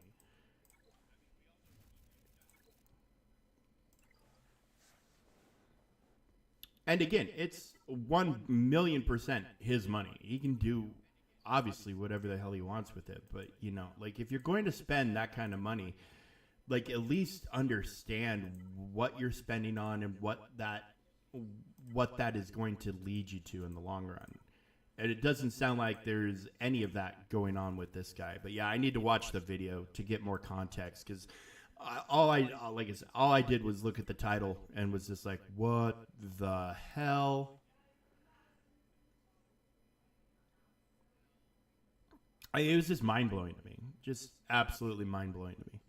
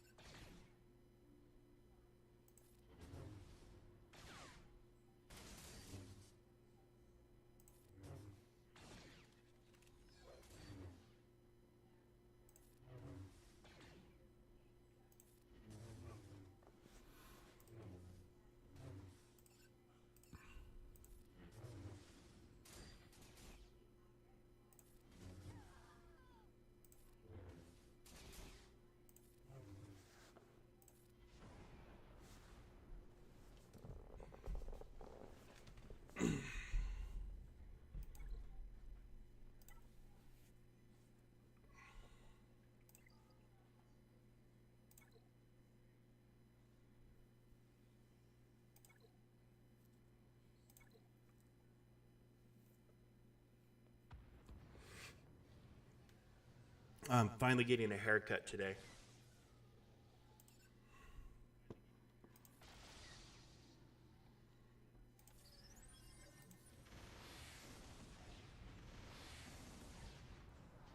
I know. I'm bald as fuck and I'm getting a haircut. It's the sides and the back. Sides and the back. Get that shit under control.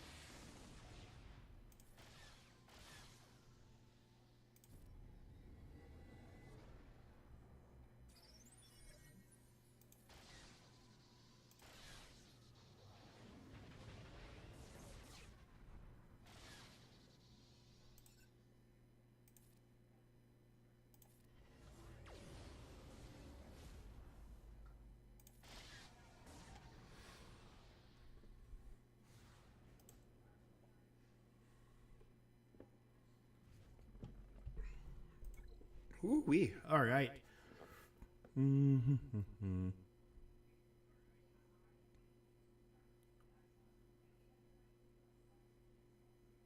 Might have to try my hand against this one. Relic 2 Vader. That's an issue. That's a problem. That's a problem. All right. No pilot here. I don't know why I'm looking. What's this ship look like? It looks like what it looks like, man. Just relax.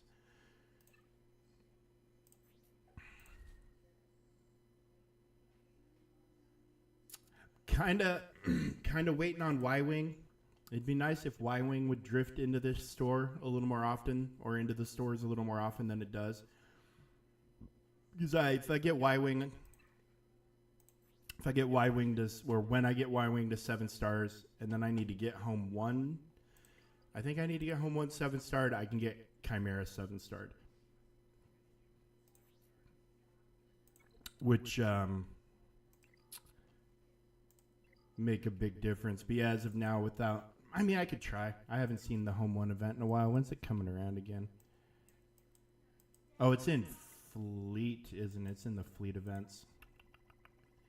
Fleet challenges. So Tuesday, I think Tuesday it'll be around. We'll check it out then. Because yeah, I'd like to be able to get Chimera.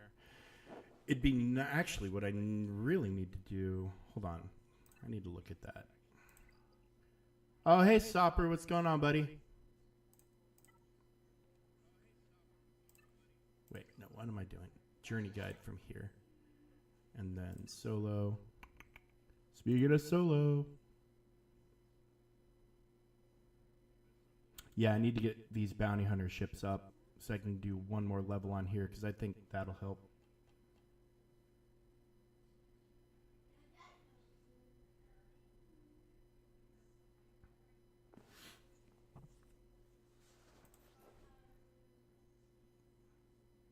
Yeah, maybe I'm not getting a better Millennium Falcon for a little while. Oh well, I'll do it without Millennium Falcon. Falcon makes it easier, but... And I can keep chasing Chewie, but these guys need a little more gear, clearly. Be prepared for anything. You be prepared for anything. Oh! Look at this. Coming soon. I didn't realize this had been thrown into the journey guide. We know who it is. We know it's Marok. We know it's Marok. Title, leader of the pack. Interesting.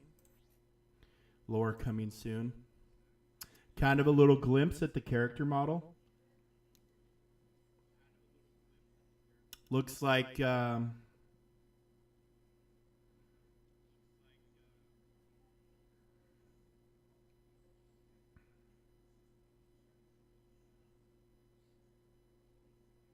Yeah, yeah. Let's do a community challenge.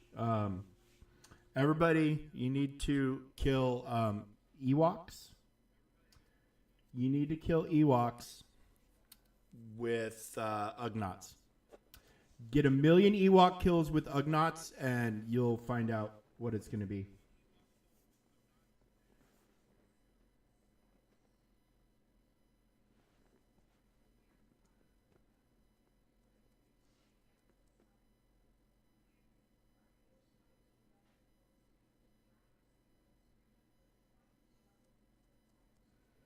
Oh, good job. Good, Sopper. Good, good, good. Yeah, this little glimpse, if the character model is close to this, but yeah. So four stages of the event, we can see that. Outstanding. Cool. Coming soon. I think we're gonna have this in October. I think we're gonna have this in October for sure.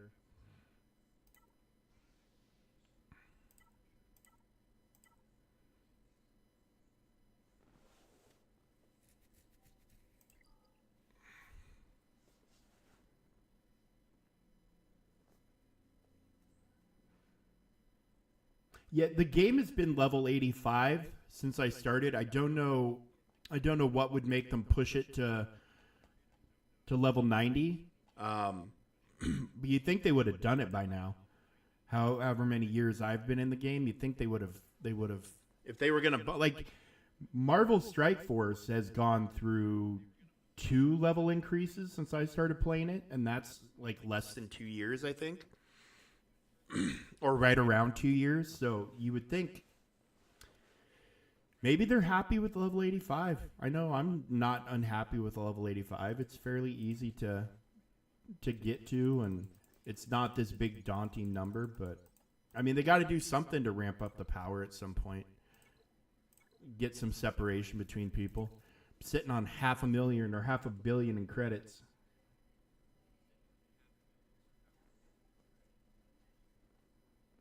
Nice, Sopper. Nice, nice, nice, buddy.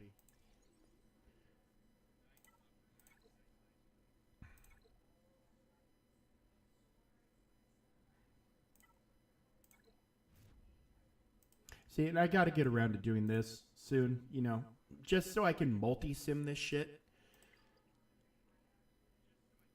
It's just really hard to when when my fleet resource is the one of the lowest things that I have, and it's one of the things I need the most of. It's very, very hard for me to justify leveling ships that I'm not really going to be using. And I'm leveling TIE Defender for obvious reasons. If you know the power of the TIE Defender with the Chimera, it's something that you want to take advantage of. You want to leverage that as soon as you can. So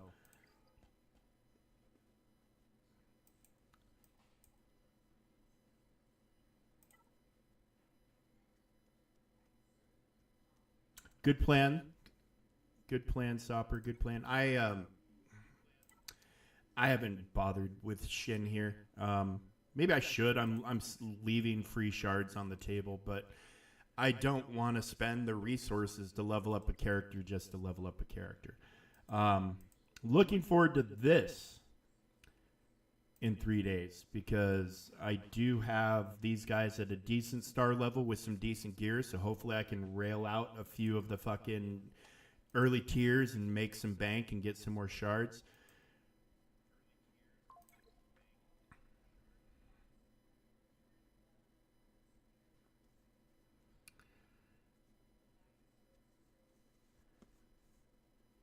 I can't remember if I did this before or after I had the cam bundle.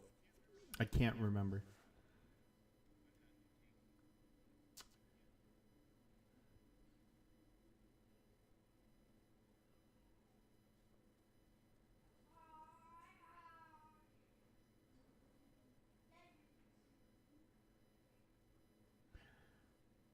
Six attacks, one double tap. I'm not a math whiz, but that's under 20%, right?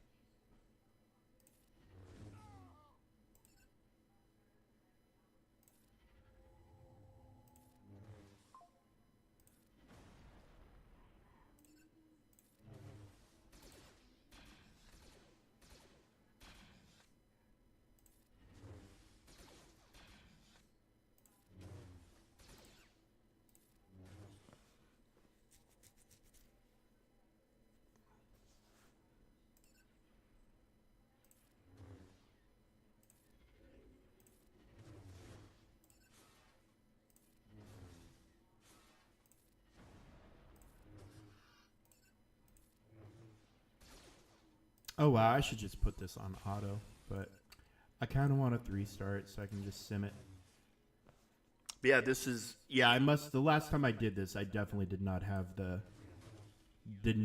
this stuff.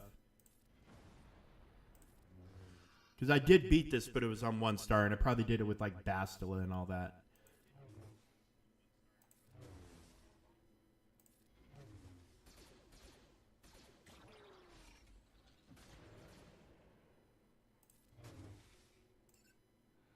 I wonder if it's like a casino. You know, if you ever look at payout odds on or what a payout percentage is on a slot machine, like a lot of them are in the 90s. So if you're like the example being, if you're say you're for every dollar gambled, it pays out 95 cents is the claim. So, but what that's meaning is there's enough jackpots that happen, rare as they are, that get the percentage up that high. What that's not saying is that you're going to be guaranteed to earn that. So I wonder if it's an aggregate percentage and not the actual percentage. It wouldn't fucking shock me. It would not fucking shock me.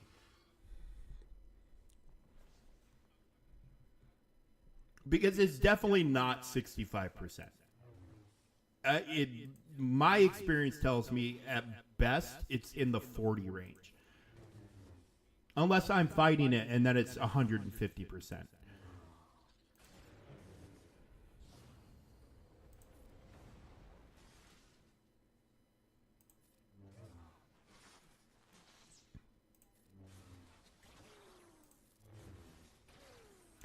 RNG has not been my friend this week at all.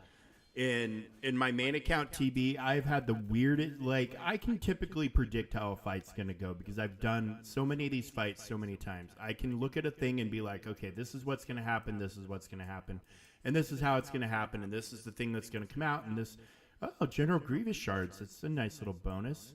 Nice little bonus. I can typically look at a fight and have a very good idea of how it's going to go.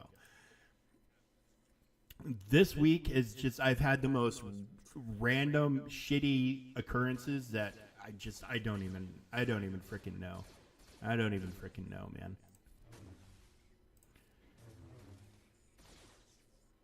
Like, I did my Reva battle, which is normally, like, I've got over 90% success on the Reva fight. And the opening play that I got was literally...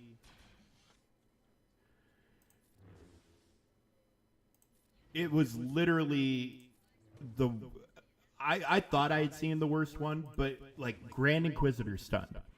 Fifth Brother stunned right away. Those are the two guys you don't want stunned right away because they put out ability blocks. Your Grand Inquisitor's your big healer and dispeller, blah, blah, blah. And Fifth Brother can pull people out of stun, whatever. Okay, let's just set that aside. I got everybody out of the clear. And then I couldn't get Purge to land on anything to save my life. Purge would not land because you need to get to the 5 stacks or 6 stacks or whatever, and then GI gets his bonus turn. You put out Ready to Die, so you get a huge boost in speed and tenacity. Could not get that to land. Finally got it. Finally got through the first wave, but by that point I'd lost 2 of my team, including Grand Inquisitor, and it was just done at that point. It's just done. With a little bit of luck, you could maybe pull out the fight, but I don't have that kind of luck. Just weird shit. And then like doing the clone trooper bonus mission, waited till the platoons were full, like I was asked to, whole 9 yards. And the stupid Zepho bots were doing their laser beams of death like every other attack, when normally you would see it maybe once, and they focused my Captain Rex like I've never seen them focus a Captain Rex before. It was just weird. I've never had the kind of issues in a TB like I've had this TB. And it's going to come around. Everything's cyclical. Most of the time you'll ride a decent wave where all your preparation will handle, anything you need it to handle, and RNG is not going to be enough. But then occasionally, when the RNG is really RNGing, and it's just too much to overcome. When the game decides you're not going to win, guess what? You're not going to win. That's just the bottom line. There's only so much you can do to mitigate all that. So yeah, it's just a weird week in just a weird week in everything, but that's okay. We're almost to the, I know Friday is when the reset happens in the game, kind of officially, but Monday to me is the start of the new week. Monday's right around the corner, and we'll get a fresh start at everything. We'll do a week of TB or a week of TW, and then we'll be back into TB and Conquest. Let's not forget Conquest is right around the corner again. I know it feels like we just ended, and it did just end, but it's also just about ready to start again. It is almost perpetual. Conquest will start again in a week from Monday. So we've got about 9 more days. I know it just ended, but I mean, when it ends, it's starting the countdown to the next one. So,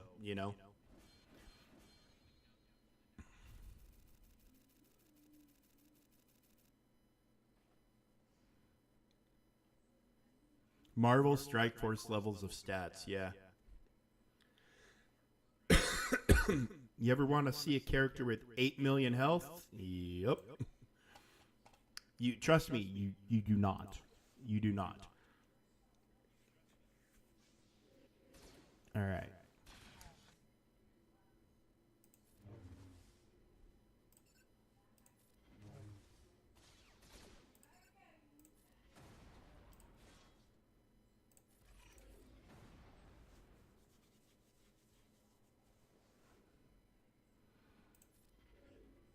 Oh yeah, dude, it's a good time. That's what you play the game for, man.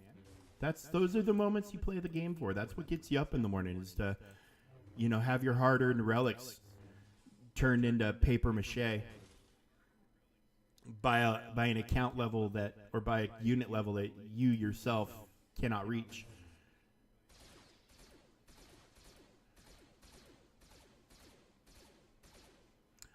I love the boss and elite tags. When it takes an absolute worthless unit, you put a boss tag on it, and all of a sudden it's a god.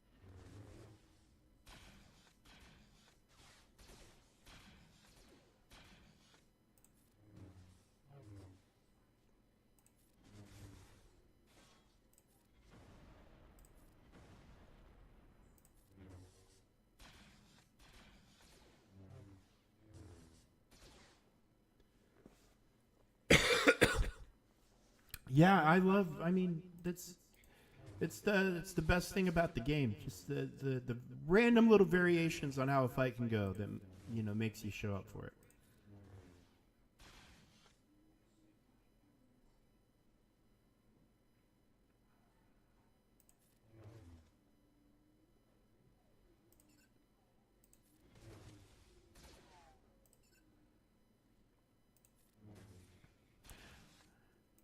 Well, yeah, because that guy doesn't understand the assignment.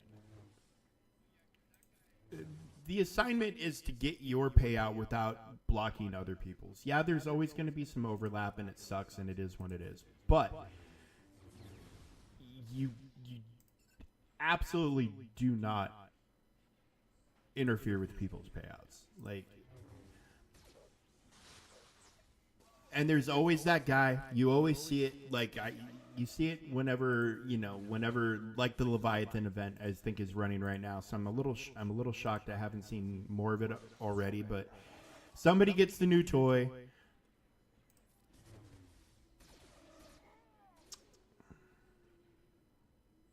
Yep. Somebody gets the new toy, and somebody just, I want to be number one is meaningless 23 hours out of the day. If number one is your driving factor in Fleet Arena or Squad Arena, you're doing it wrong. It's not you against everybody in the arena. It's you against the game.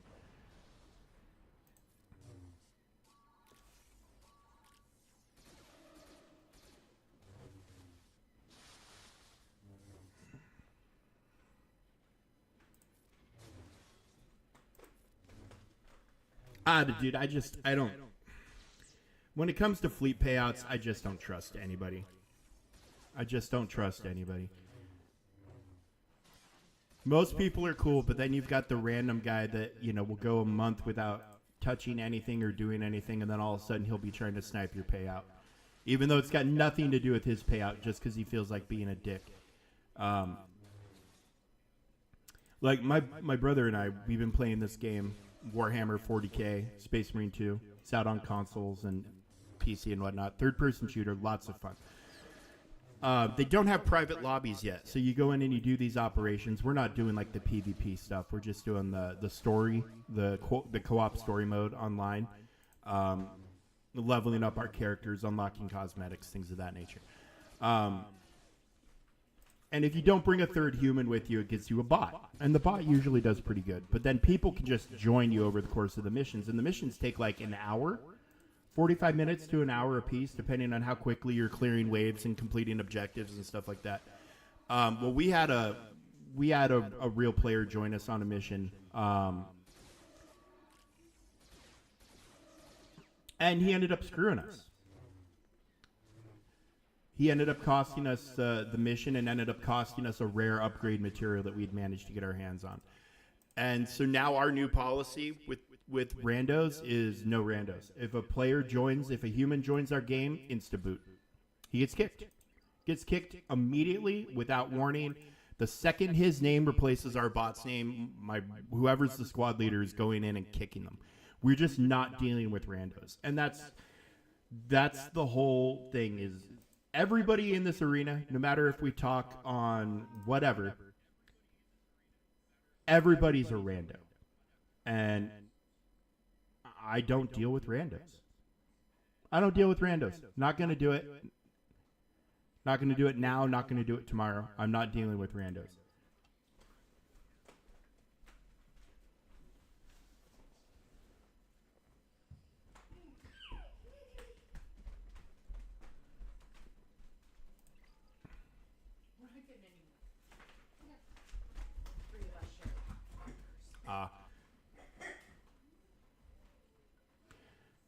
Well, yeah, so that's the thing, is he's using you to get around the Leviathans.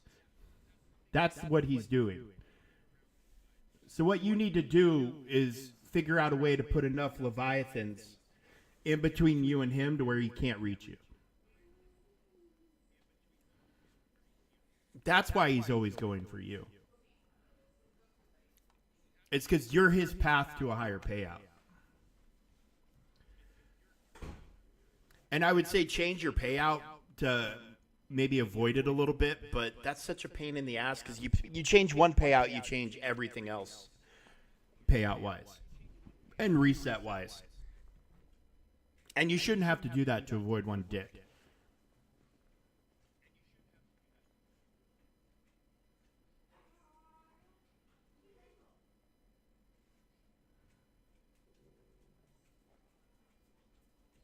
Yeah, that'll help. Unfortunately, the problem is Profundity was literally built to defeat the Executor. Like, everything about it just has every advantage. It just has every advantage in the book. And, there's obviously you can get around the advantages on offense, but on defense, it's very, very tough. Yeah, but I'm not sure Dengar's ship is going to do anything to help you with the profundity. I think it's meant to shut down chimeras and negotiators. I don't think it could. If it shuts down profundity, that's awesome. That'll be amazing. But I don't think that's what it's built for. Well, CG said it would help. I don't think it'll shut it down, though. I don't think it'll shut it down. Yeah.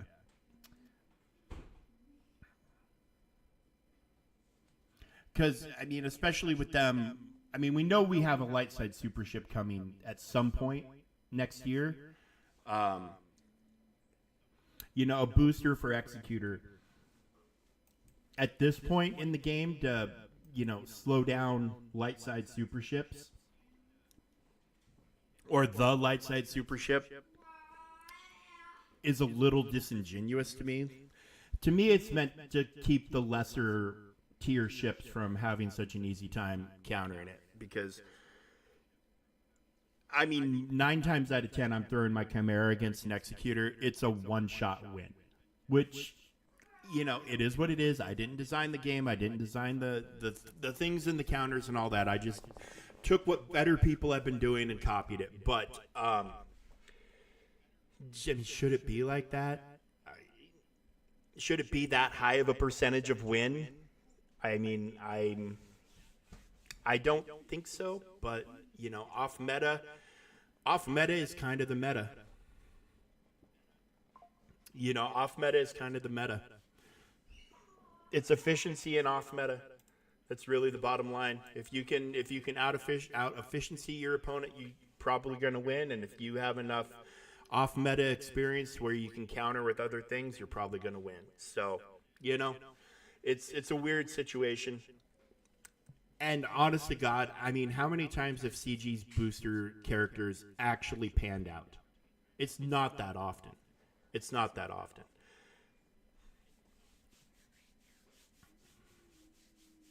It's really, really kind of a rare day when a CG booster actually does its job to the level that they sold it. And it's even a more rare day when they look at that booster not doing its job and buff it even further to make sure it does do its job. But, okay, Teddy, I don't know what your deal is. I don't know why you're bothering me. Is your mom not paying any attention to you? Or are you just a sad and lonely puppy? Okay, well, it's getting to be about midday, lunchtime, and all that good stuff. I have to think about eating. I have to think about haircuts. I have to think about all kinds of stuff. So we're going to go ahead and get out of here, and we'll see you probably. I might take tomorrow off. I haven't decided. It's going to depend on whenever. Yeah, haircut. Fuck you. It's so I don't look like Friar Tuck here on the side. If I'm going to be bald, I'm going to be bald. I don't want to look like Kelsey Grammer in season 1 of Frasier. And if you don't know what I'm talking about, because it is an older show, hang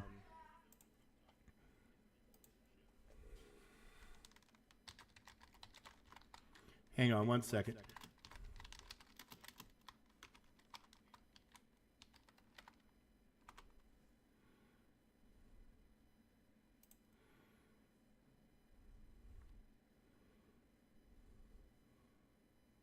I got to find a good picture. Here's kind of a good picture of it.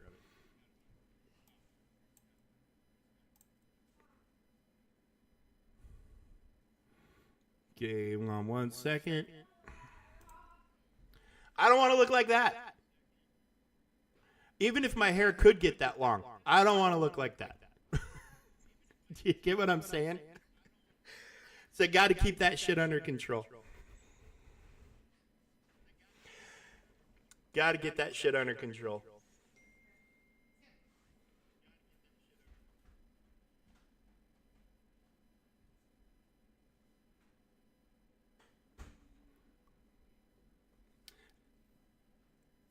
Because I don't think that's a good look. I don't think that's a good look. But anyway, yeah. Yeah, just gotta get that shit under control.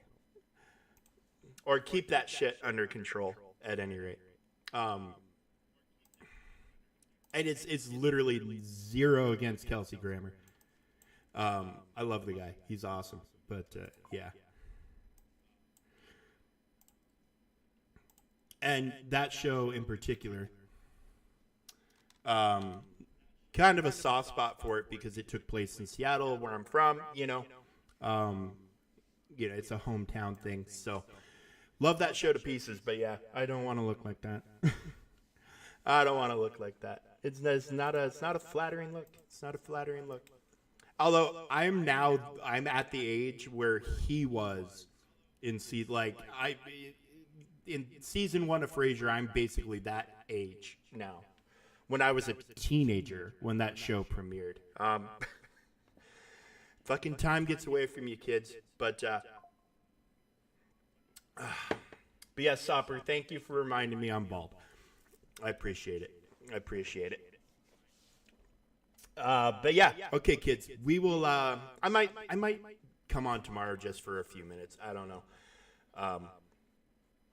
Sundays are always weird when there's no GAC and TB's wrapping up. I mean, there's just not much going on. But yeah, we'll see. It is that is exactly what the community is for. I never have to worry about staying humble because you guys will humble me if I get out of control. And I appreciate that. You actually need that in your life. You need that person that if you're getting too cocky reminds you that the other shoe can drop at any time. You need that in your life. You really do. Stay humble or get humbled. I could do Battlefront 2 on Sunday. I could. I really could. I probably need to install it. But yeah, if that's the only hurdle, we could play Fortnite. I actually haven't played. My brother and I have dropped Fortnite. We've just been playing Space Marine 2, which I could play that also. Oh, the Revenge of the Sith. The original Xbox game of Revenge of the Sith is in the marketplace, in the Xbox marketplace. I could do a Star Wars Xbox game marathon. I could do that. That could be fun. Although I would need to be careful with the Revenge of the Sith game because it does have footage from the movie mixed in, but I think, is that fair use at this point? If they put it into another form of media, it's not me. No, it was OG Xbox. OG Xbox. So yeah, I'll have to look. It's only $10, so it's not like it's a huge financial strain to pick it up. But they say it's also presented in 4.3 ratio, so I don't know how well that would present. I might have to play around with. I know my original Xbox is around here somewhere. I do. I have several systems gathering dust at the moment. Actually, I've got the Project Scorpio edition of the Xbox One X gathering dust because I got a Series X as soon as I could. I have a PlayStation 4 that I haven't turned on in forever. I should set up the PlayStation 4 for my kid though on his TV. Whenever I try to play Grand Theft Auto, he wants to play on GTA Online. He just likes running around the city with my character. And he likes climbing stuff and jumping off of the tallest buildings. But yeah, OG Xbox. It was an OG Xbox game. It came out like a year before the 360 came out. Because my buddy got a 360. And then I didn't pick up a 360 until I was in Alaska when I took a restaurant job up there. After like my second or third paycheck, I went and picked up a 360 because we were in the process of like moving and relocating and all that other stuff. So we didn't have a whole lot of extra money laying around back then for me to have the new shiny. But yeah, I'm also very hopeful because there's Microsoft bought Activision Blizzard. And, there's some cool stuff happening there, but there's a lot of games that were under that umbrella of Activision that were the license is expired and they're just not available. And there's been a lot of rumors and whispers that those licenses are being worked on to bring those games back. And one of the games, it's in the marketplace, but you can't download it, right? Or you can't buy it. But one of the games that's in the marketplace is like the Deadpool game that was made by High Moon Studios. You can download it, and unless you own it, you can't play with it, and it's not available to buy yet. But it is there. You can physically see it and visibly see it in the store. I'm hoping they release that for purchase soon because I really want to play that again.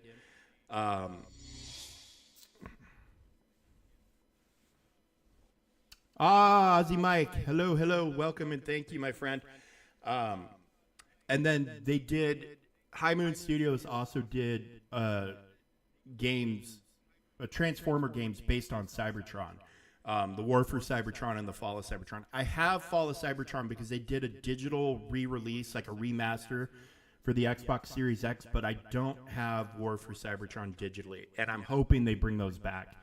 Because War for Cybertron, like, if you're talking shooter-wise, wasn't the best shooter, but the way the transformations worked and all that interacted was fantastic, and the story is amazing, and it's voice-acted by, like, as many of the original voice actors as they could. So we have the great Peter Cullen doing Optimus, Frank Welker doing Megatron. Like, it's got all the voice acting. It's a fantastic game. Fantastic game. Oh, there's Hut's Hangout coming in at the end.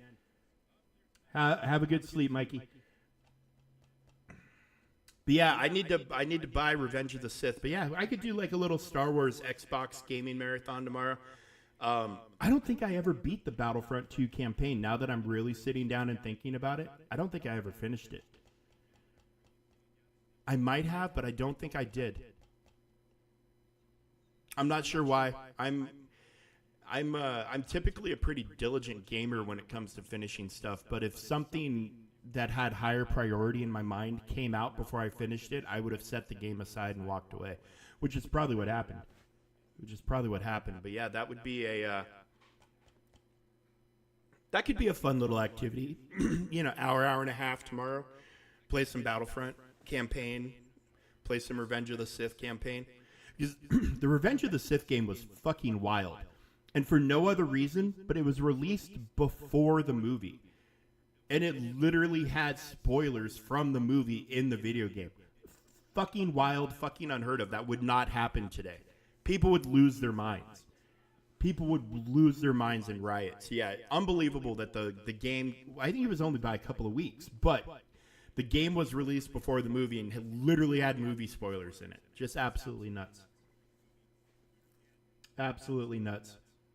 Yeah, I'm going to go talk to my wife about when she wants to clean up my head. I'm not going to say haircut because Sopper will keep reminding me how bald I am.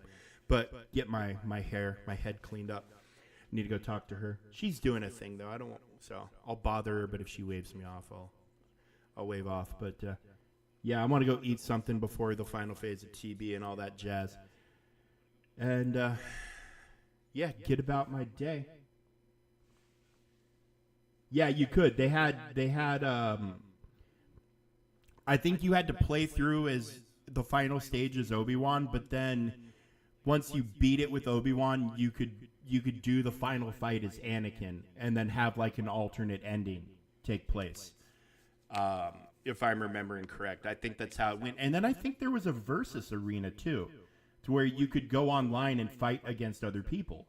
I think there was an arena of some kind.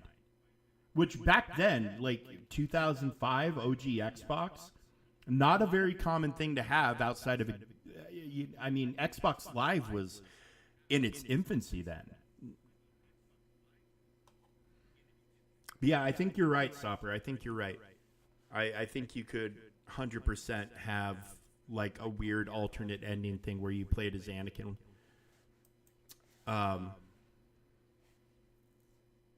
I'm pretty sure original Halo was a LAN only, but I think Halo 2 introduced it to Xbox Live. I never played Halo like multiplayer competitive. It's wild though, like the jump the jump that they made from when it was only a couple of years before, like, more or less the live online services of how we play multiplayer games with each other went from not existing to what more or less what we know today. They don't function that much differently today than they do 10, 15 years ago. But it's like, it took them a minute to get to it, but once they got to it, it's mostly been the same. Of course, now we have a lot of monitors on the chat. You know, you're not going to hear 11-year-olds screaming whatever racist term comes to their head because, you know, their Master Chief got stabbed or whatever. But, yeah. OG Xbox Live, especially game chat, was the Wild West. Now, you say anything, even in a private party chat, if you say anything, they have the right to monitor it. And if they happen to pick yours randomly and listen to or run it through the algorithm to pick up words, you can get banned even in a private chat. It's nuts. It's nuts. It's Big Brother-ish. But yeah, it was absolutely wild. Absolutely wild.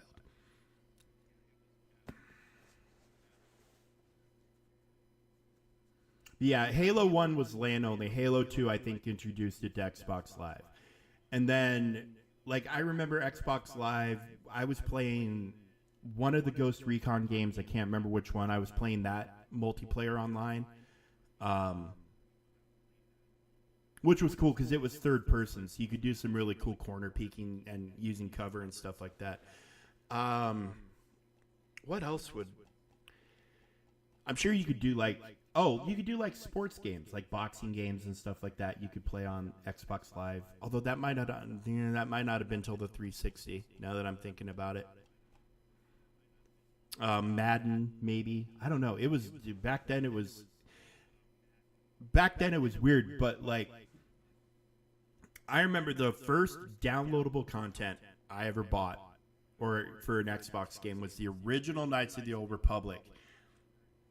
They had a DLC for it on the original Xbox where you could download. There was this space station at Yavin 4 you could download that had it had a shopkeeper that had a little storyline, but he had ultra powerful rare things, and it was the only place to get them was from the shopkeeper. So as you would go to the station, buy whatever you wanted, and then you would go and do a planet, come back to him, his inventory would expand, you'd kind of get a glimpse of his story, and then rinse and repeat until you had his max inventory unlocked.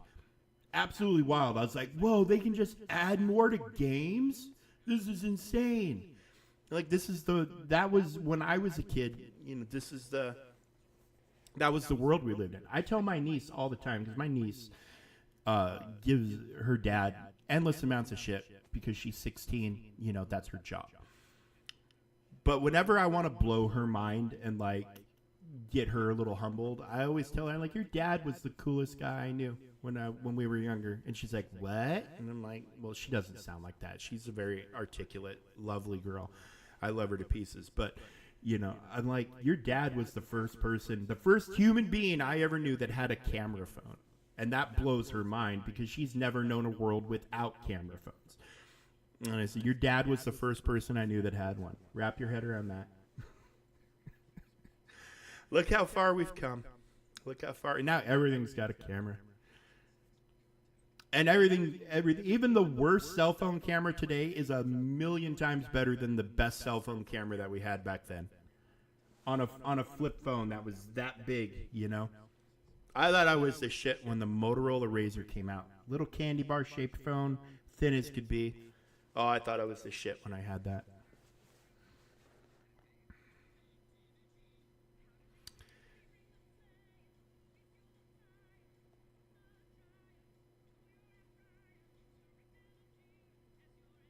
I'd be hearing music playing somewhere.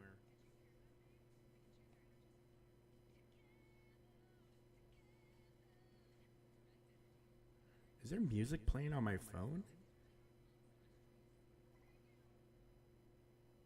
I don't know. Maybe it's playing on my iPad. Nokia. Yeah, his what he had like a Samsung, I think maybe, through Sprint, because they were the first ones to do it. I think. I don't know. But yeah, I mean, it was a tiny, tiny little gray thing, had a little screen on the outside so you could see caller ID, which was absolutely revolutionary back then. But then, you know, like you look at that, it was maybe 5 years after that we got the first iPhone. And then everything changed from there. Everything changed from there. And then we got the iPhone, and then we started getting Androids, and then we started getting all sorts of, you know, you could have a, you know, what was it, a sidekick where you turn, you know, you mostly use the phone on its side, and then you could slide out a physical keyboard from the back part of the phone. It was nuts. It was nuts. It kicked off a race, you know, just an absolute arms race of who can make a better phone, who can make the best phone. But yeah, it wasn't that long ago. It wasn't that long ago that a camera phone was like, oh, wow, that's amazing.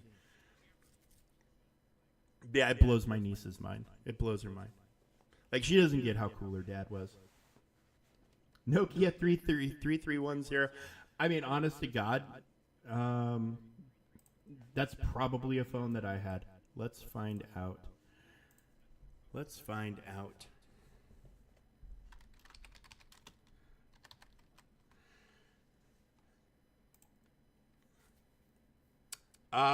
Yeah, so here we go. Now, here's something that's going to blow your mind. Let me send this over real quick. This is the Nokia 3310. I did have this phone. This was my first phone right here. You can still buy these. You could still buy these, but this was the first cell phone I ever had right here. I can't remember what I went to from here. But yeah, so you can still buy this version, but they haven't updated, you know, they're updating the generations still. Look at, I remember this. I remember that. Wow, it's crazy. Snake, yeah. Mine had a spaceship game.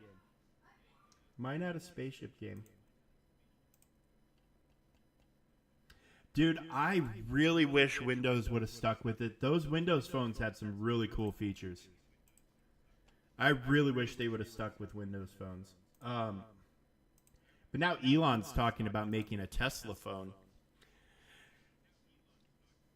I mean, if it comes with Starlink, like wrapped into the subscription or whatever, and it's cheap, I might think about it. I don't know. Like we switched from we were with AT&T, and then we switched to T-Mobile to save money, and then to save more money. We're Banhammer. My wife and I switched to Comcast, so that's a cable and internet and security company here in the United States, Comcast, Xfinity. So we have Xfinity Mobile. And they run on Verizon's network, so we get really good coverage. And we're paying like $100 a month for 2 brand new phones and the service and the data and all that. It's wild. But more competition in the cell phone market is a good thing. Because some of these carriers charge just outlandish prices. T-Mobile, I'm not going to say it's bad, but I'm not going to say it's amazing. It's somewhere in the middle. T-Mobile is one of those services that if you are in town or a major population area, works just as well as anything else. It's when you get out into away from civilization a little bit, which is very easy to do depending on what part of the country you live in. The United States, it does not take much, depending on where you're at, to be in the middle of nowhere. So yeah, T-Mobile don't work so good there. Verizon is the best about if you're going someplace into the wilds. Verizon, for whatever reason, has got the coverage that even if you're out in the middle of nowhere, you can at least get a signal, if not full service, you know? But no, T-Mobile's not horrible. It's just depending on what part of the world you're standing in, you know, it may or may not work great. But I wouldn't say it's horrible. It's functional, you know, and I mean the vast majority of people are living in towns. You know, they're not living out in the middle of nowhere. But yeah, like if Elon does this Tesla phone or whatever and does it with Starlink installed and you know, all of it's run through Starlink, that could be awesome because that in theory should work anywhere. You should always have service. You should always have a signal, which, I mean, that should be the goal of every cell phone service that with, unless you have, you know, if you have a satellite phone, obviously you're going to have service anywhere you go. If you fold out the 2-foot long, you know, antenna that's that thick and, you know, beam the signal to outer space, yourself, then yeah, you'll always have service. But to have that in an iPhone or, you know, sized phone would be pretty cool. It would be pretty cool. I feel like it would be very expensive though. But if you're always connected and you have unlimited free internet that works at a decent speed, you know, and you can go to the middle of the Mojave Desert and still have a cell phone signal, I mean, there's something to be said.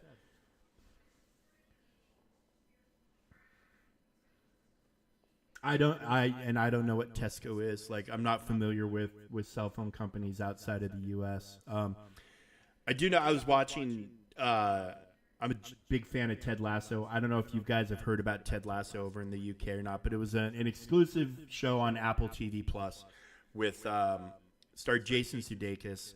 But it was about an American football coach who was hired by a woman who runs a fictional Premier League football club in the UK.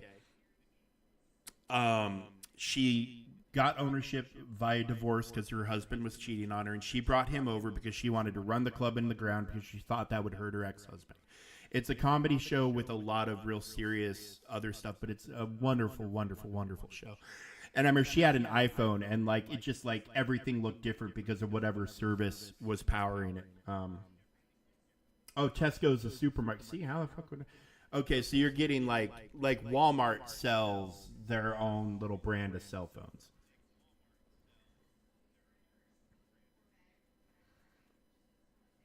So it's a similar situation to that. Yeah, I don't know who your mobile providers are over there because I assume Tesco they're partnered with one of your mobile providers to give the service. Like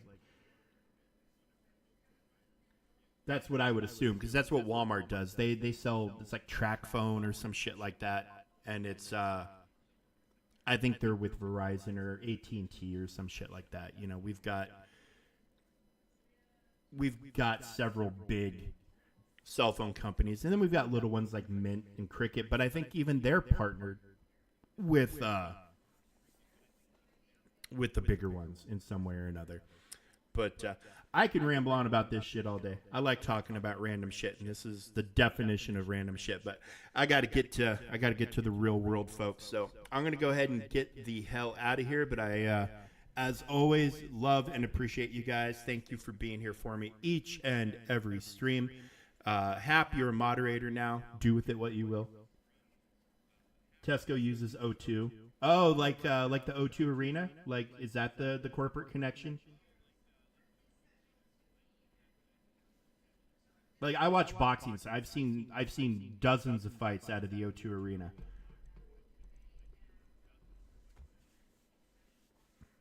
So O2 must be like gotcha. O2 must be like, are they a big telecommunications thing? I mean,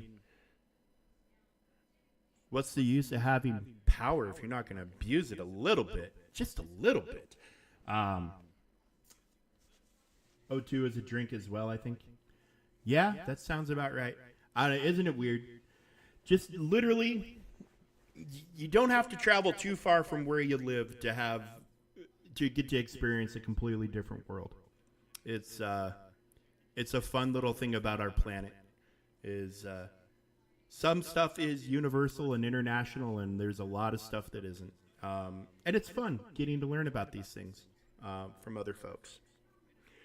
Especially because I don't know when if I'll ever even get a chance to get to some of these places. I want to, but you know, we've got some limiting factors, and I'm not sure how it would go putting Sammy on an international flight at this point in his life. But hey, you never know. We'll see.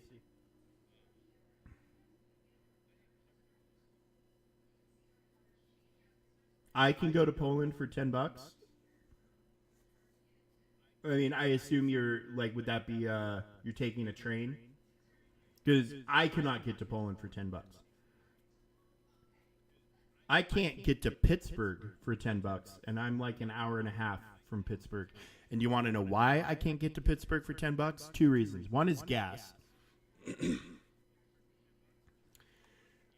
and two is to get to Pittsburgh, you have to take a road that is called the Pennsylvania Turnpike. The Pennsylvania Turnpike, when you go to get on the Pennsylvania Turnpike, you get a little ticket. If you flip the ticket over, no, actually you don't get a ticket anymore. It's all done digitally. But you used to get a ticket, and if you flip the ticket over, it gives you price for each exit. So depending on what exit you go to, you got charged a flat amount, and then the farther you went from your entrance point, the more it's going to charge you.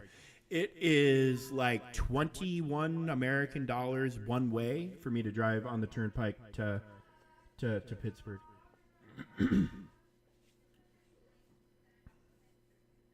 Dude, that's awesome. That's awesome. I know. I just bought a plane ticket for next spring.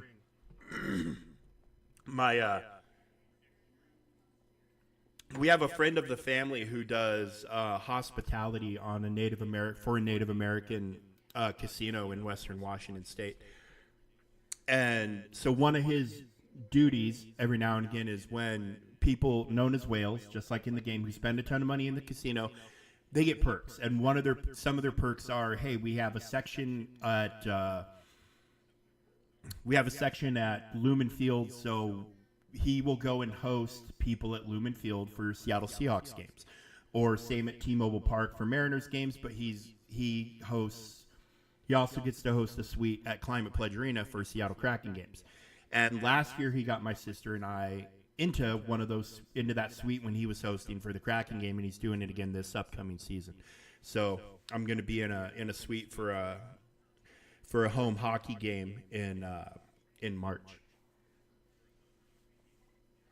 And it cost me like $700 round trip flying from my local airport to Chicago to Seattle and back again. But yeah, plane travel in the United States is expensive, and it's fees. It's so many fees, taxes and fees, taxes and fees, taxes and fees.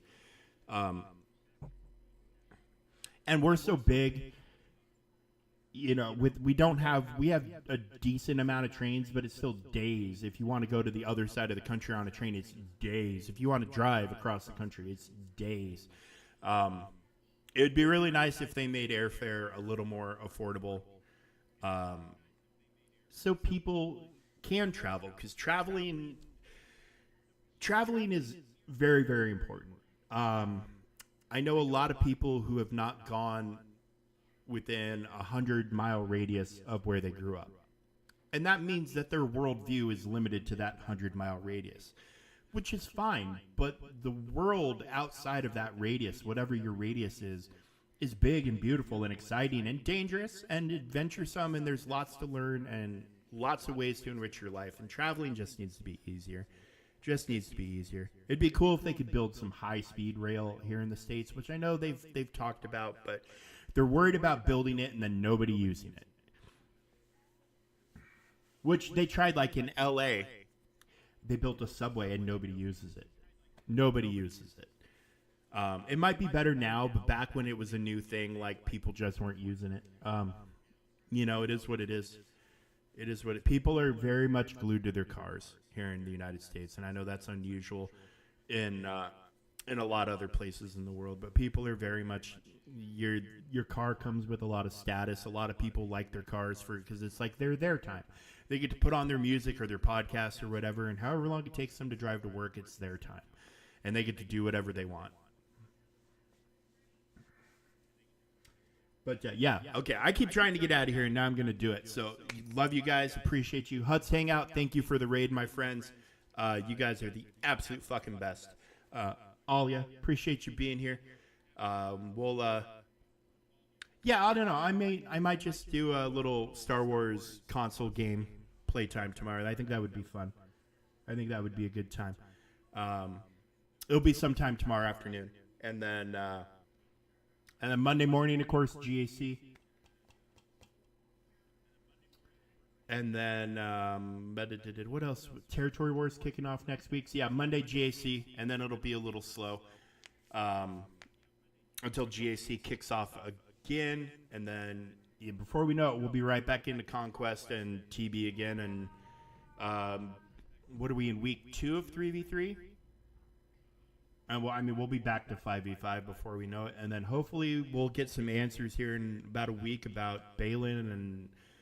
if Merrick's going to be the next guy, then I think we'll have a pretty good idea that Balin's coming pretty soon. And the fact that he's got a journey guide page now tells me he's probably coming pretty fast. Which I didn't even know this got added in. I randomly stumbled across this. Like, nobody had made any news about this. Normally when this happens, people at least point it out, and I haven't seen any of the other guys pointing it out yet. But, yeah, he's... technically kind of sort of in the game. And TBA, we know it's Merrick. Just tell us it's Merrick. We know it's Merrick at R7. Like, why you lying to us?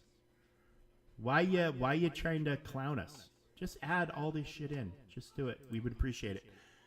And do the same for Ahsoka while you're at it. But anyway, guys, we'll catch you tomorrow probably for something.